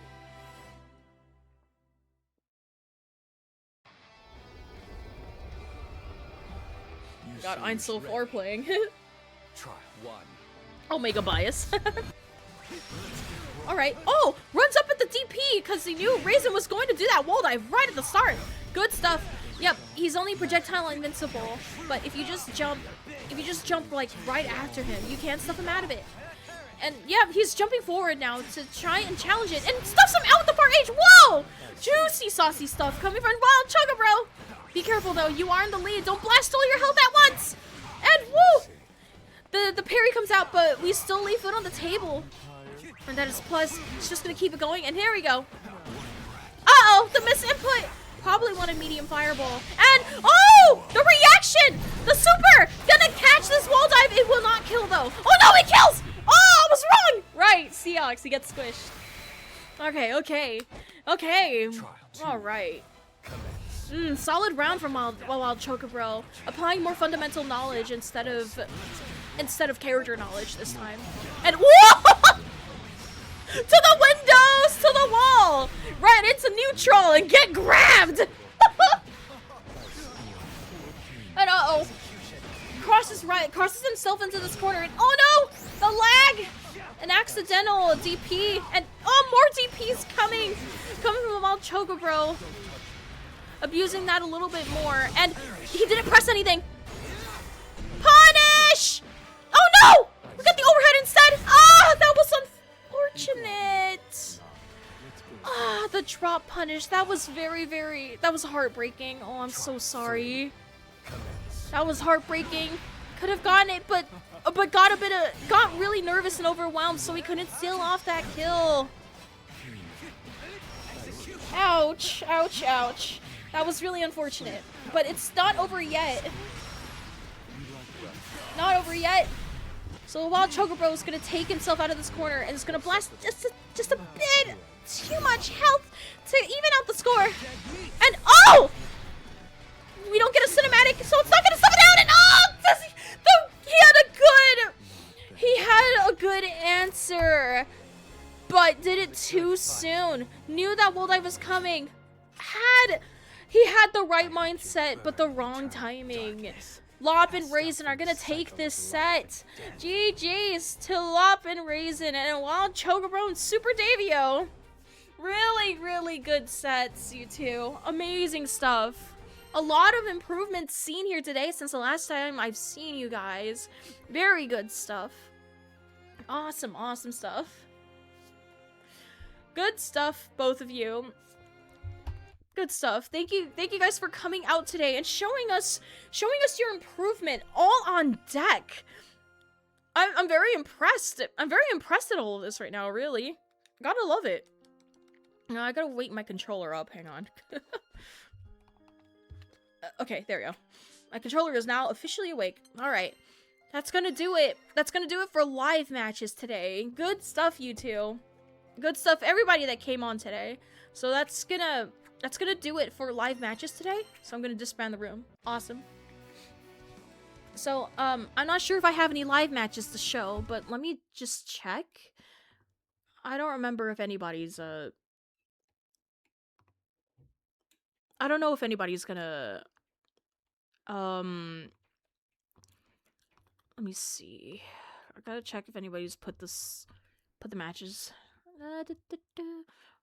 Yeah, don't go anywhere yet. We got a little bit more to show. If I remember correctly, I have to show a Day Scout set. So that's gonna be fun. Okay, yeah. Day Scout went Matera against Brazier, and we also got 22 Ace fighting someone. Oh, okay, there we go. Zen's got me covered. Thank you. Okay.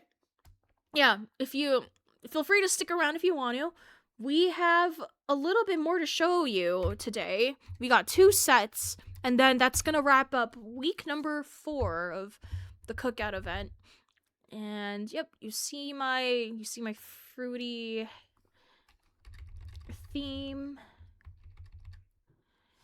Boop. Alright. Blop. Blop. Okay. And so while I'm trying to get the links and set this up, in the meantime, have this. The pandas are coming, so hide under your bed. The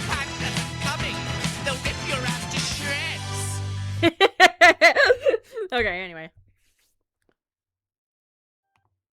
Alright. So, okay, 22 ace versus no dice. And then after this, we'll get Day Scout set coming at ya. Yeah, Day Scout set is coming at you right after this set with no dice and ace. So, okay, let's get it. Versus Eustace. Alright, so ace is on this side. Believe in victory. Battle 1. Engage. Alright. Okay, ace versus no dice. So whenever my dog play bites, whenever I'm playing with him, and he's actually nibbling a little too hard, I always say, no bite!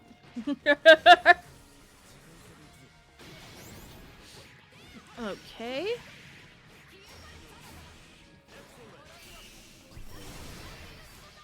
Alright. Alright.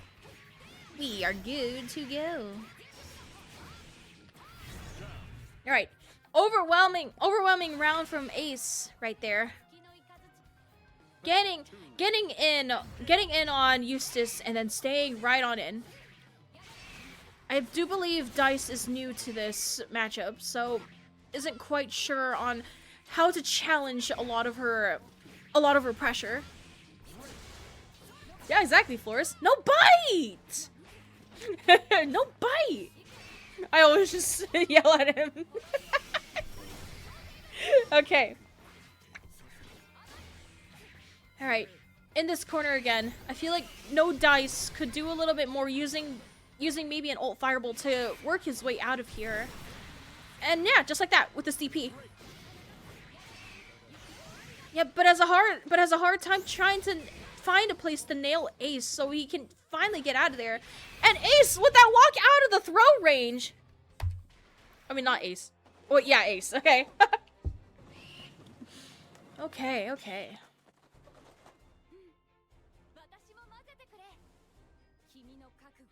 Alright. So, no dice clearly has a bit of a hard time trying to find a way to challenge Zoe's pressure, and to also keep in mind, like, to use your sidesteps and your rolls, because that's a big key when you're fighting, when she has you in the corner, because she can stay, like, just a tiny bit out of mid-range to keep bullying you. But also keep in mind that you have your own tools yourself. And, ooh, a good BC. Yeah, this is exactly what I want to see from No Dice. I really do think he eats a lot of free pressure. So I want to see that a little bit more. But also, to not give up so much of his space. And, oh, burns his dinkles. Maybe a little too early. This could be a little scary for him once Ace lands a full clean hit. All the plus frames. There. Go. The far medium can steal his way in. He's pretty good at strike throw, but he leaves quite a lot of food on the table even after the hit. And oh! Gets decked out by the Ford F-150. Alright. Dice has quite a bit to work for here in neutral.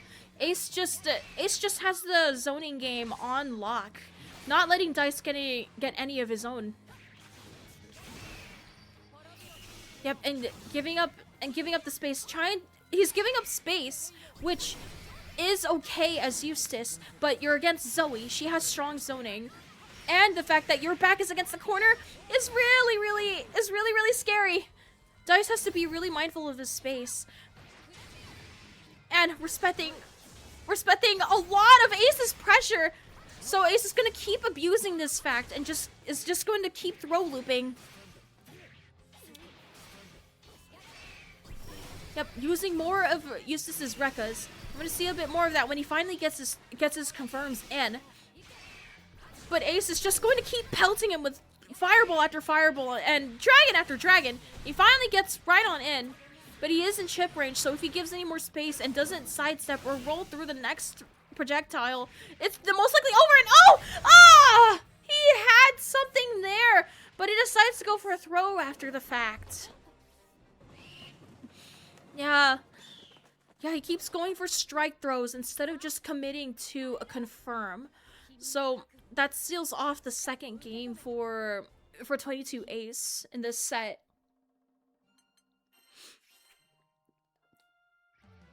Zoe versus Hopefully No Dice finds something to at least snag a couple of rounds. Battle 1. Yeah, he just has a very, very hard time trying to disrespect the pressure or to like stuff her out of it, because Ace's patterns has been just about the same, but he is not getting stopped, so he's gonna keep abusing that. A little too much respect. Jump out of this corner. Gonna burn a dingle, but we don't get the Raging Chain follow-up. Uh-oh. A bit of a brain fart, I'm guessing. Dice wants to find something, and oh! The 6XH! Get this right here. I want to see a little bit more confirms into those Rekka follow-ups. And he uses it right here, but he gets stuffed up at the forward F-150. Yeah, Ace has been very, very overwhelming with that. Oh! And at that range, it's very, very hard to DP because of how spaced out she is. Like I said, very, very hard to challenge Zoe at that range.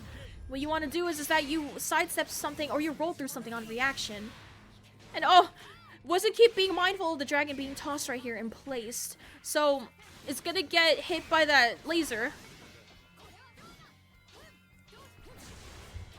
Back in the same place again, but is on point with these techs.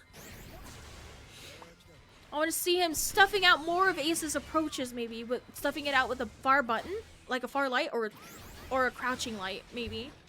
And the sweep right there that he did was pretty good, but isn't quite sure how to really pick it up. And there we go, the Rekka! Exactly, that is how you open people up with Eustace, and oh! Isn't being mindful of Ace's meter. And Ace jump scaring with those forward F-150s too. Yep, Dice has a lot of thinking to do and a lot of patience to practice when fighting against Zoe at her best ranges. So zoning, trying to out fireball war Zoe isn't quite working out for Dice. So what he wants to do is probably try and find a way in and then stay in. But also staying mindful of Zoe's meter. And oh! Gets right in, but is too far to punish the 6XH. Spaced pretty well. And Ace is going to take more advantage of the fact that Dice is just not finding any gaps to try and poke his way out into a buffer. And oh, the whip throw! Alright, now's his chance. He can make it through, and oh, Ace is in the lead! So he's just going to get this DP out of there and seal off this first round. Yep, wants to play a zoning game so badly, but Ace is just not having it. He just keeps running in. Oh, excuse me. Whew. Just keeps running in with that 6XH. And oh, a beta DP! Gonna get this punish. But it is not heavy Rekka, so we can't get a combo out there fact. And he does block the 6XM, but doesn't know that is really unsafe and you can punish her. Yeah, a lot of character knowledge checks from Ace. Very, very new to this matchup. But don't worry, that's what we're here for.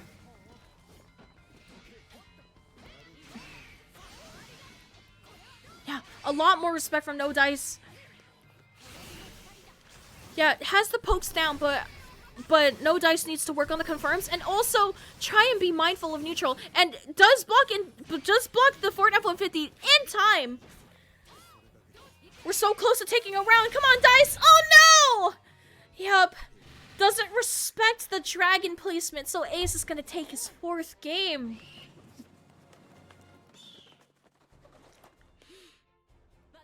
Yep. You have plenty of time to absorb this matchup and to also understand the fundamental fundamental knowledge of how to approach and how to get someone off you and how to stay consistent with your pressure. Believe in victory. Battle 1. Oh, they're calling the Zoe Dragon a Ford F-150 is so funny. Oh, I'm glad you find it funny. I picked it up from somewhere, and I think the Zoe cord is called Truckers Union. So, it's called Truckers Union for that reason. So, it's a pretty well-known, inside joke.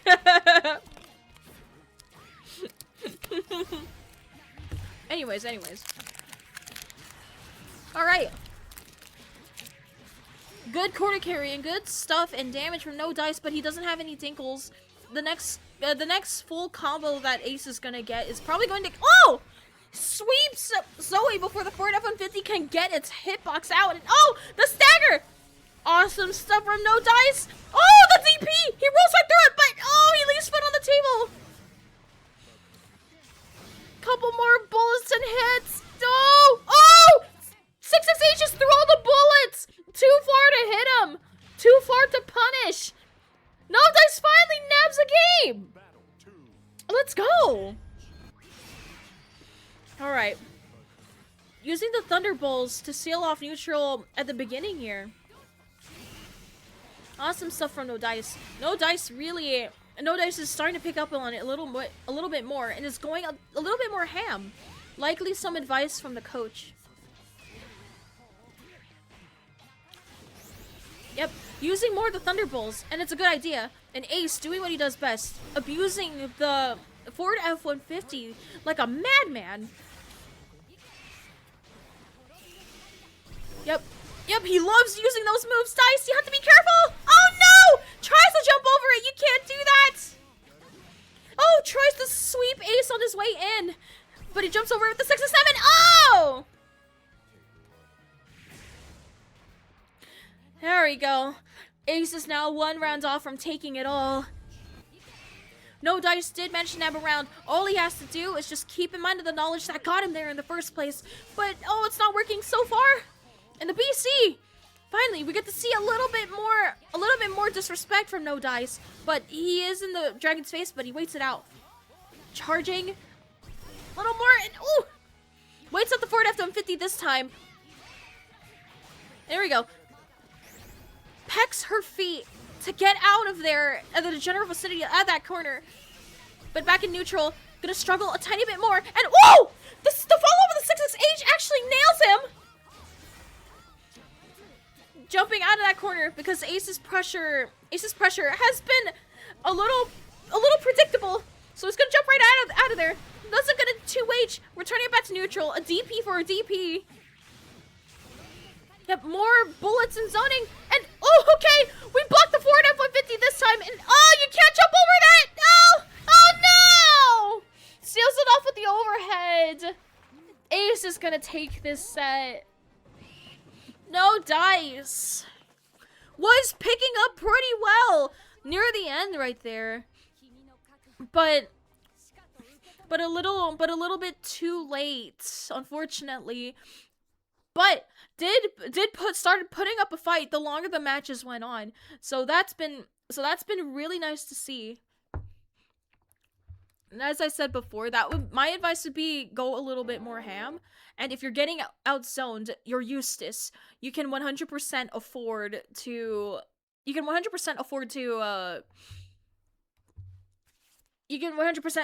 just like rush down. Yeah, you can rush down as Eustace. It's very viable. Maybe go for a little less strike throws and a little bit more just flat out pressure. That would be my advice. But I'm not your coach. Just all right. Yeah, way closer set than what the score shows for sure. So anyway, we got good old Day Scout. You know Day Scout? You love Day Scout. All right. So we know Day Scout for Matera. Oh, and not Matera. We know Day Scout for Fairy, but they have been practicing Matera as of late. So there you go. quickly set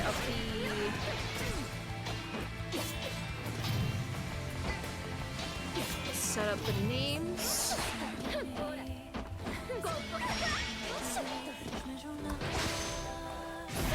Fun fact, I used to know all the words to Weight of the World because of how many freaking people just played it on streams or just in general. I couldn't get away from the song.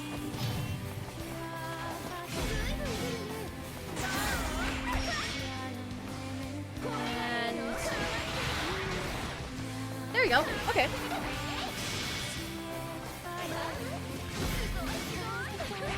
Alright, let's see. So, Day Scout recently picked up Matera for certain matchups because they don't feel good fighting certain characters. So, of course, Matera is a pretty decent choice.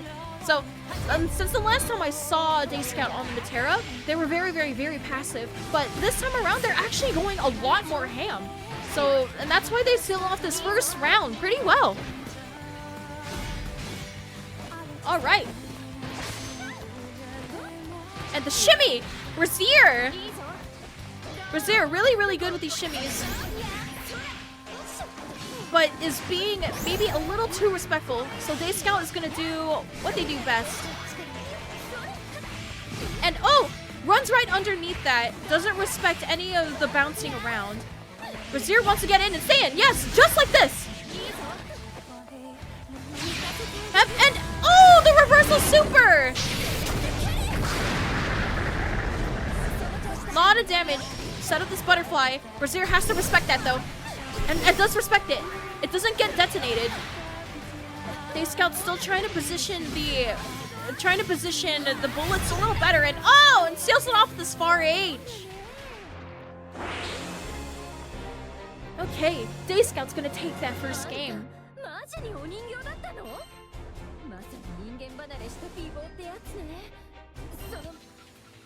Okay. Yep. Brazier knows to run in when she's just hopping around in the air like that because you know that's exactly what you have to do. You don't want to respect that. But Brazier also has to work at certain spacing to like, oh yeah, there we go, just like that. The Great Fall, just getting in and disrespecting her. But you know, Matera's a very, very overwhelming matchup.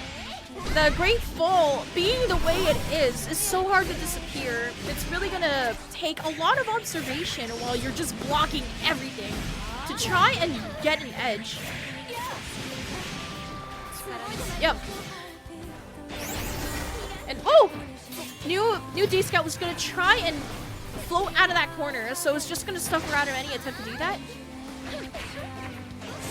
And mixing up the defensive options instead of teching all the time.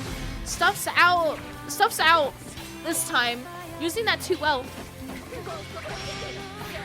Yeah, and Day Scout going a lot more ham this time is really pleasing to see. A lot of us have been telling Day Scout, hey, go a little ham. You're using the perfect character for it.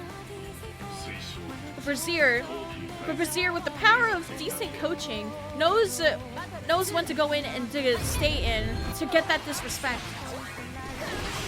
There we go, the laser and the grappling hook and a good BC. That's exactly what we have to do. And the far H is gonna crush, but we don't have a lot of resources, so we're just gonna run right in. And Day Scout is incredibly good at teching these throws. So Brazier, I want to see maybe a little bit more shimmies. Maybe some fake outs. You can also grab bait with her float as well. And Day Scout going a little bit more ham on defense as well, with both the BCs and mashing any approaches. Yeah, but Brazier keeps kind of running into her buttons. And it's not working out. It's good to disrespect, but it's also good to make sure that you're ready to get mashed out, to throw out your own button, because whoever swings first is going to get that hit. Day Scout is also pretty careful in neutral as well. There we go. Already working our way right on in. And the standing light is gonna get this confirmed. Already getting Brazier out of their best range. And I'm getting raided. Hooray, I'm getting raided. Hi, everybody. Hi, everybody.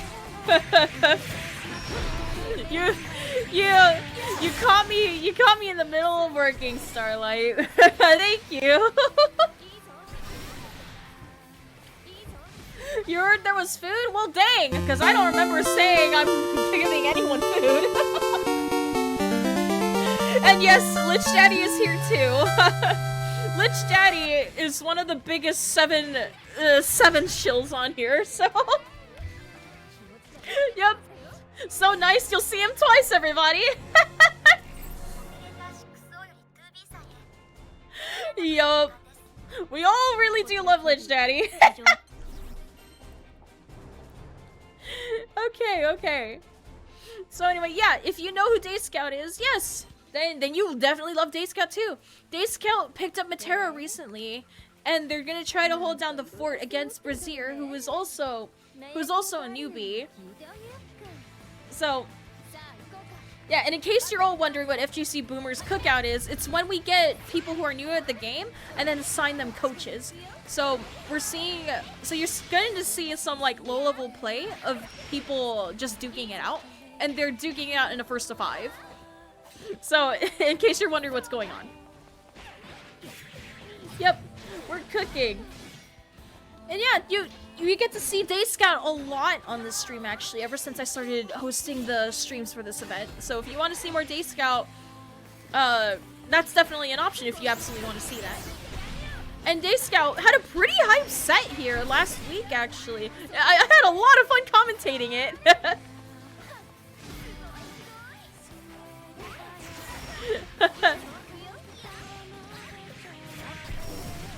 Okay, anyways, back to the set. So, Brazier, oh no, a sad drop from Brazier. Uh-oh. Yeah, and you do not want to jump out of there. You want to respect those butterflies, Brazier. That was really unfortunate. I did see the vision, though. So, Day Scout, gonna take that first round. And you should have seen me earlier when I was coaching my Sandalphon, bean. He was, I actually popped off so hard. I usually never pop off that hard. I mean, I have hype commentary, but popping off, that's a little different. Alright. Anyways, Day Scout's pretty well known for being very passive and patient when put on defense. But lately, we've seen them going a lot more ham this time around, so a lot of improvement going on here. It's really exciting, actually. Watching Day Scout has been a blast. It's great. Alright. Yeah, you should watch the VOD. These FGCB Cookout events have been... Brazier got tired of Day Scout's impressive defense, so he's just gonna run up and DP, and it actually works. So instead of a shimmy, we're just gonna DP. I also have the VODs uploaded on my YouTube channel, by the way. So, yeah. If you want to see that, my Nightbot is constantly promoting my other socials and all that. So if you want to watch that, you'll see them all on deck on my YouTube channel, which I still need to polish, by the way. But you'll still find them there, even if they're like, even if the descriptions are not updated or anything like that. Anyways.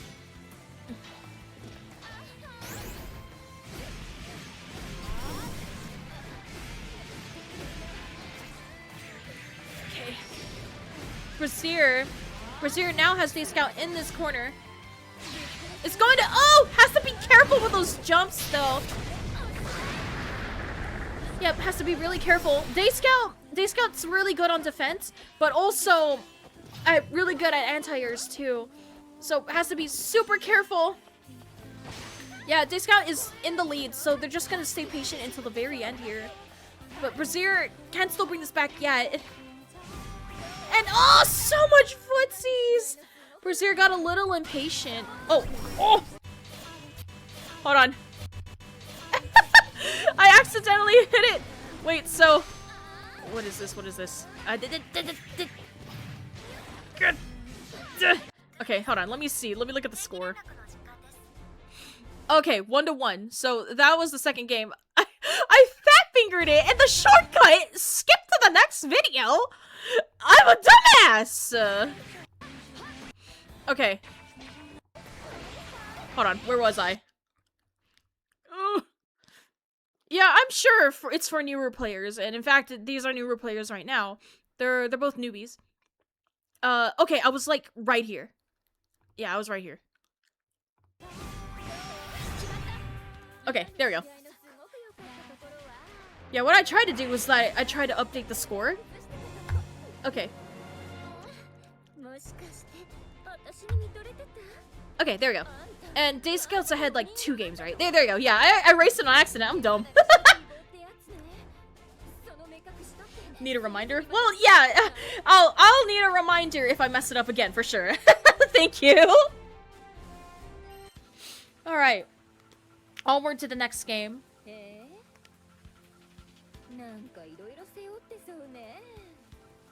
Oh wait, you're talking to Star. Never mind. Yeah, one thing I noticed about Day Scout sets is that they always let the intros play out. Because I think the way Day Scout wants to do it is that, like, oh, I have my rhythm, so coach me while all this is going on so I can keep the adrenaline. But that's just an assumption. I don't actually know. Alright.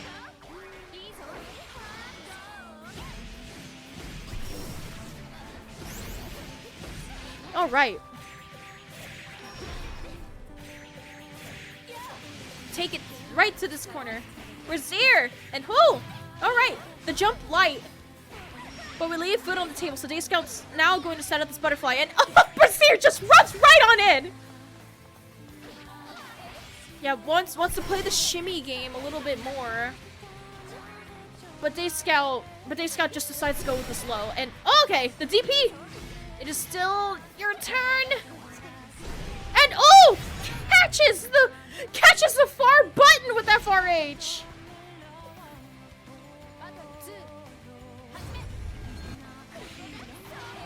Alright. Yeah, Brazier is learning to disrespect Day Scout here and there. Because there are some gaps. And oh! The butterfly is not respected. It is really, really hard. The fact that it does not go away when Matera gets hit is kind of funny, really. Every other character, when they get hit, their neutral set play thing goes away. But why not hers? I've always wondered that. But oh well. I'm not here to contemplate that right now. So, Day Scout, oh! Does the old butterfly, but the unfortunate cross over her head, so he can't get the pickup after the fact. So Brazier is going to keep in mind that Day Scout keeps jumping into the air. Is just gonna run right under and jumps over the butterfly so it doesn't get triggered, and oh! The anti-air! Yeah, like I said, Day Scout is really good at anti-air, so trying to jump at them is really a bad idea. And it goes from character to character as well. So it's not just Matera, it's also Galleon, it's also Fairy. But the last I saw it was definitely Galleon. In Starlet's tournament, actually. Really on point with those anti-air grabs.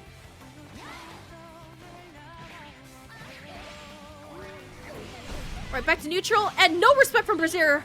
Right there! Yeah, no respect. So it's just gonna run right on in after... Oh, and predicts the jump! Anti-airs, but a little steep on the pickup. Catches Day Scout backdashing a little bit too much, and still plus. So we're gonna wait and then use this BC. Wait for that butterfly to trigger. More throw attacks. I want to see maybe a little bit more shimmies or maybe some more staggers as well from Brazier to just break through Day Scout's defense. And oh no, the anti-air again! And it's cinematic too! And it doesn't kill! Yeah, like I said, Day Scout is so on point with that! Yeah, there we go. Day Scout's gonna take the third game.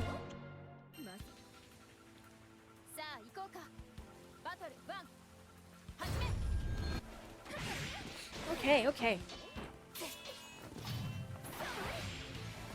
Alright, Duck's right underneath that, right underneath the bullet this time. Now in a favorable spacing. But will Brazier be able to open up Day Scout?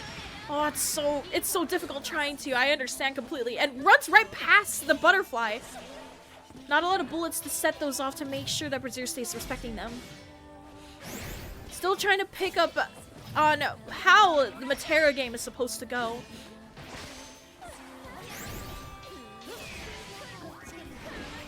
Yep, and gets anti-aired by the great fall. And runs right in, grabs Day Scout instantly. Got no escaped. Yep, tries to roll through something, and it does work out because now out of that corner and oh, reversals! Oh, Brazier, here we go. Gonna cash out. And oh, sad drop, sad drop. Gonna get put into this corner. Waits for it. Oh, the DP! Solid DP.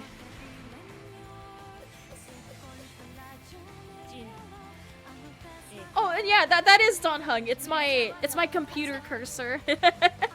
I love him a lot. I have like this mini Don Hung shrine inside of my room as we speak, and I also have a Don Hung body pillow, inside of my closet. I have to wash a couple of my donkeys, so next time I wash my sheets, I'm gonna go do that. Yeah, I love Don Hung a lot. So yeah, Honkai Star Rail fan. That's what I am. Yeah, one of many body pillows, exactly.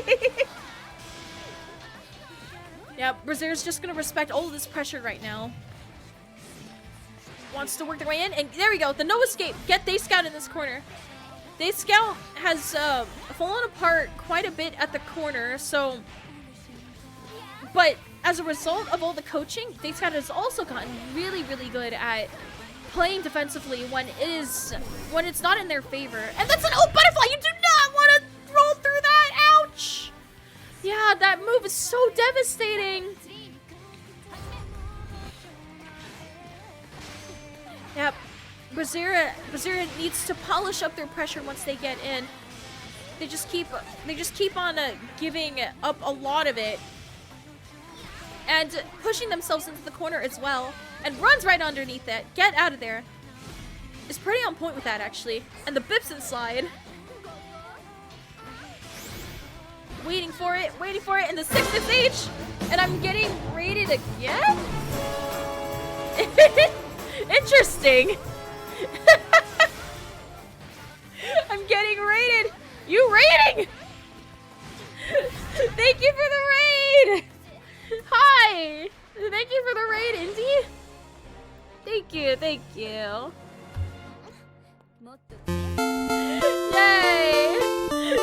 you. And even more gifted subs. If you don't know him and if you don't love him, you now do. And Lich Daddy has given out some subs again. Oh, it's Snowbird's student? Oh, okay. Snowbird was coaching Indy. Okay, gotcha. Awesome. Oh, well, that's good to hear. You came at a perfect time because this event that I'm streaming right now, this is for newbies. It's exclusive to FGC Boomers, which means if you're 30 and older, you get to be a part of this server.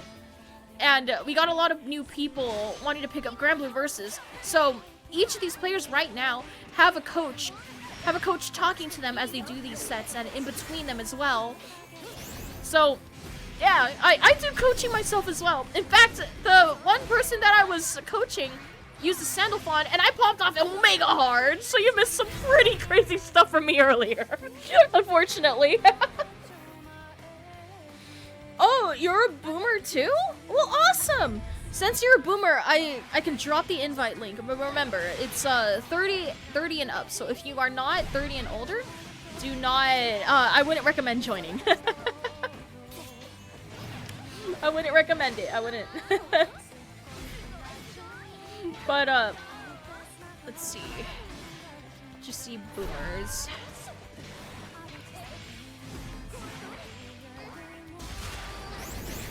Alright, and that was a really unfortunate drop from Vizier there. Ah, that was heartbreaking. I feel so bad. Okay, here you go, Indy. FGC Boomers. There you go. Anybody 30 or up, feel free to join FGC Boomers. We have a very active Granblue versus community on there, so you'll almost always find some games and anybody to help you out with any matchups or, you know, things like that. It's a really great server. I love it.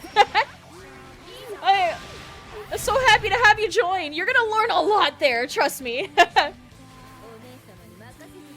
Alright. Anyways, back to the set. Day Scout is now one round off from taking this entire game. Yep. Day Scout is also known in Starlight's stream in the beginner's bracket. The last time we saw Day Scout was maybe like 2 weeks ago, and that's been a really hyped set. So so if you know who Day Scout is, you're gonna see a lot more of Day Scout here. Week 4, really hyped sets, and I also have VODs of Day Scout sets on my YouTube channel, so go ahead and check that out. And speaking of which, Day Scout is gonna take the final game, taking the set entirely. Awesome. Oh, whoops. Awesome stuff from Day Scout. Love to see it. Love to see it. So, unless there's more sets, then I have nothing more to show from the FGC Boomers Cookout event. So that wraps up week number 4 of this. That wraps up week number 4. So, let me get the bracket page real quick. So sadly, you rated me when I'm about to end the stream because I reached the end of all of this. But let me catch you up to speed on this. So FGC Boomers did this cookout event is when we coach people who are new to Granblue and then we bring them on for sets in a 1st to 5. It's like a Swiss bracket. So it's a Swiss bracket. So after everybody dukes it out, they get to compete in a bracket that we're actually hosting a little bit later down the road. And at least I think that's what's going on. I don't remember to a T what exactly the rules were, but I think all of the beans that competed here in this bracket are qualify to do it. Oh, okay, so I'm right, Lich? Okay, good. So there's a bracket at the end of this. We just wrapped up round 4. And since this is wrapped up, we're gonna get a bracket right after this, and I'm actually gonna stream it. So that bracket is gonna have coaching, I believe. So, and how do you support but you're a youngling? Oh, you're a youngling. Well, I think I got an idea. See, my server is collecting dust. My server is collecting dust. I rarely use it because nobody really asks to join it or if I have one. So if you do want more updates on when I'm doing this, I really don't promote the FGC Boomers event outside of the Rival Rumble. The Rival Rumble I promote everywhere, but the Boomers event I don't. But on my server, I do promote when I'm going live with a Boomers event and I update on it. So if you want to join that, you can. I'm probably just going to put my main account in there because I'm a lot more active on it. So my server is not gated on 30+, but you do have to be 18 or older to join. The last time I let a kid join, it was pretty awful. So I'm sorry, I have my reasons. But get this, if you join and you have Nitro, you get access to the Dink Donk emote that I have here on my stream that people love so much. Yeah.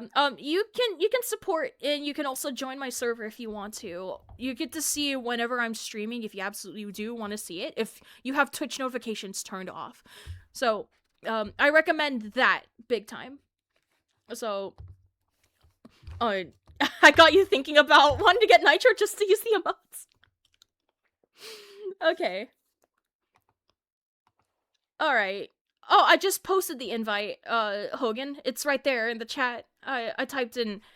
you just gotta type exclamation mark Discord, and then you just get it. But here, I'll post it again for you. I don't only just stream fighting game stuff, but Grand Blue has got my hands tied, and that's all I've been streaming for the past couple of weeks now, so... So, yeah. So, anybody new here, to catch you up to speed, FGC Boomers is for 30 plus only, but if you do want to join my server, you have to be 18 or older. But if you want updates on when I'm going to stream Rival Rumble, or if I'm going to stream these cookouts and the brackets for FGC Boomers, or any type of event that anybody asks me to do, I'll 100% do that, and you'll get notified on it. So if you absolutely want to, my server is right there. Just don't be below 18. And I got cool emotes. So if you have Nitro, remember, you got the bell. You got access to the dink donks. Okay. Anyway, so we wrap up week 4. So the Spooky versus Flores set was incredibly close. It was so close that I popped off. And Spooky is the dude that I'm coaching. He uses Sandalphon. Lich, Daddy, and Patty put him with me because of the fact I do. And while Chocobro and Raisin were also on here today with who else? H2 versus Orange. So a lot of these sets got closer and closer the further we went down these weeks. So they've been some pretty hype sets.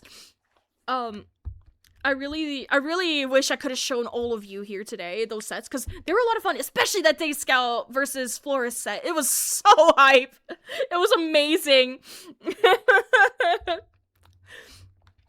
And we're gonna get a bracket, but I'm not sure when that is gonna be announced, but I will post the news into my server, so anybody who is not 30 or older gets to know when it's gonna happen and when I'm gonna stream it. So that's gonna be exciting. And that's not all for you. Remember, I also have Rival Rumbles. This week was just empty on them because Steven Kalentz canceled.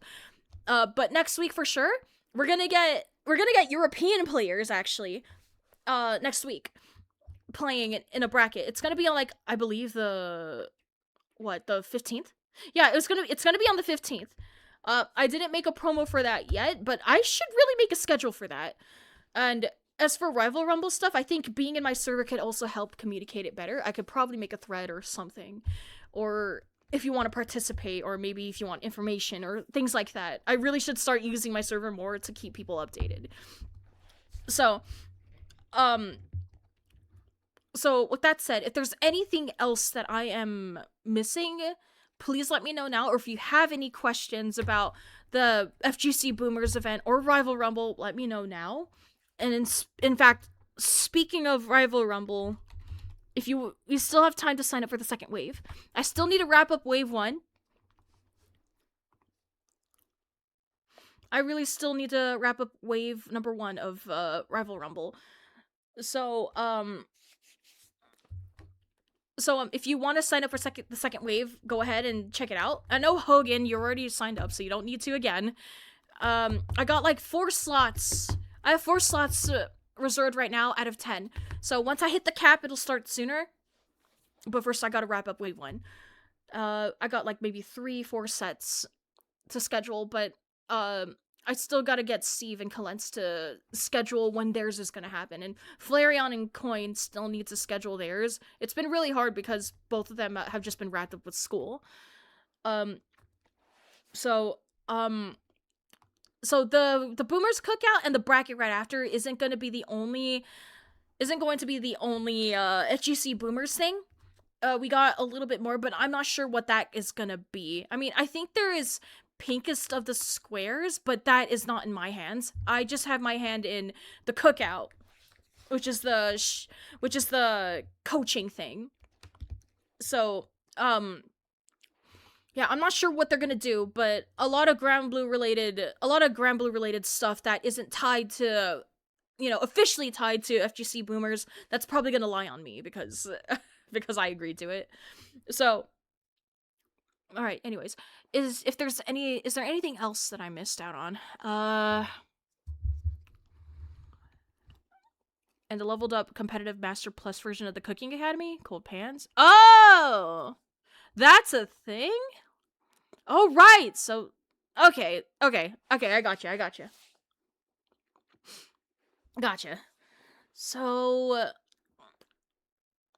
So leveled up competitive Master Plus version of the Cooking Academy. So this Cooking Academy was for newbies. The next Cooking Academy is a little more higher leveled. So that should really be exciting. I can't wait for that. I really want to stick around for that. And I am so glad I'm actually here now. So we get to actually like talk about it. And no, that is a thing. So we just willed it into existence. So that's really exciting. All right. And is there anything else, guys? If you guys didn't have any more questions, I'm gonna cut the stream here, and I'm just gonna get off because I am exhausted. I'm exhausted. No other updates? Okay. Yeah, so if you want any updates on the FGC Boomers Cookout thing,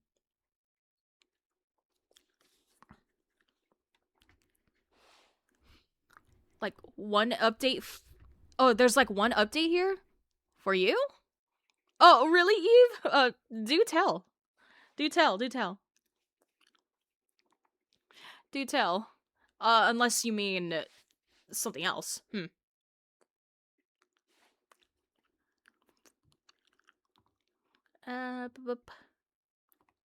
Do tell. Otherwise, we're gonna spam more emotes. Oh, spit. I hate it when it does that. Okay. There.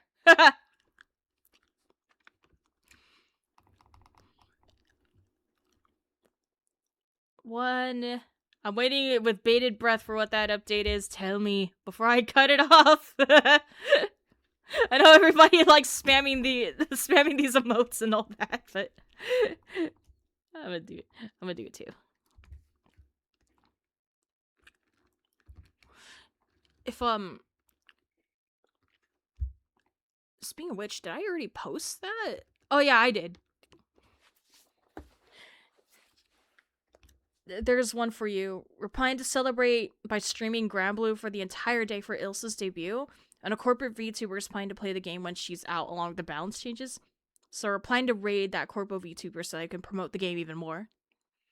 Okay, gotcha. Okay. Alright. So did you want me to raid them right now? Are they playing right now? I can probably do that, but I have never raided anybody before. So okay, and Star knows as well? Okay. Alright, I did hear about that. But I don't exactly know... Oh, it's not today? Okay, and it's on Wednesday. Gotcha. Okay. Okay, I gotcha. 8 p.m. EST, give or take. Okay.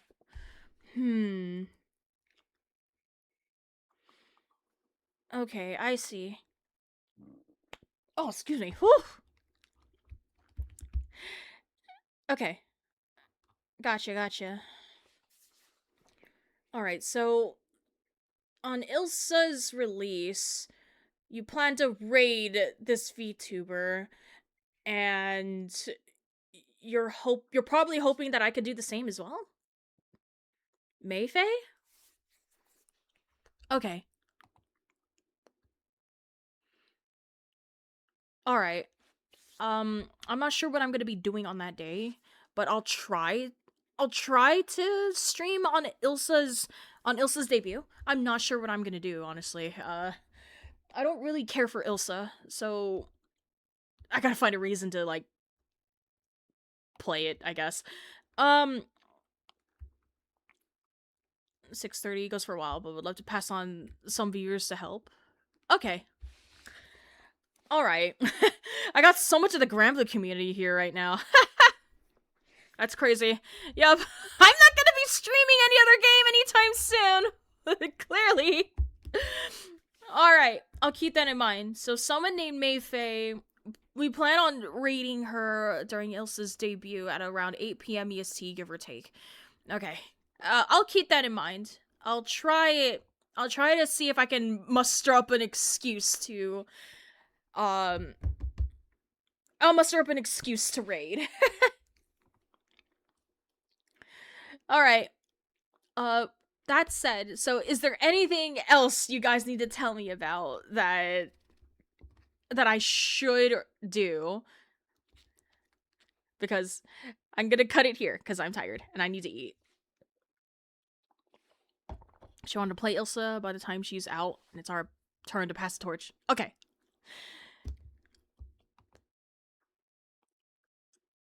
Okay, gotcha. I just wrote down the name, so I'll keep this in mind. Thank you. Alright. Alright, everybody. I am tired, so I'm gonna cut the stream here. Thank you all for coming. Thank you for the raids, Star and Indy. And, everybody who stayed active in the chat and hyped everything up. And Lich Daddy for all the subs. And anybody else for the follows that I could be missing because all the notifications are flooded with gifted subs and all that. So, okay. Bye, everybody! Woo-woo! Woo!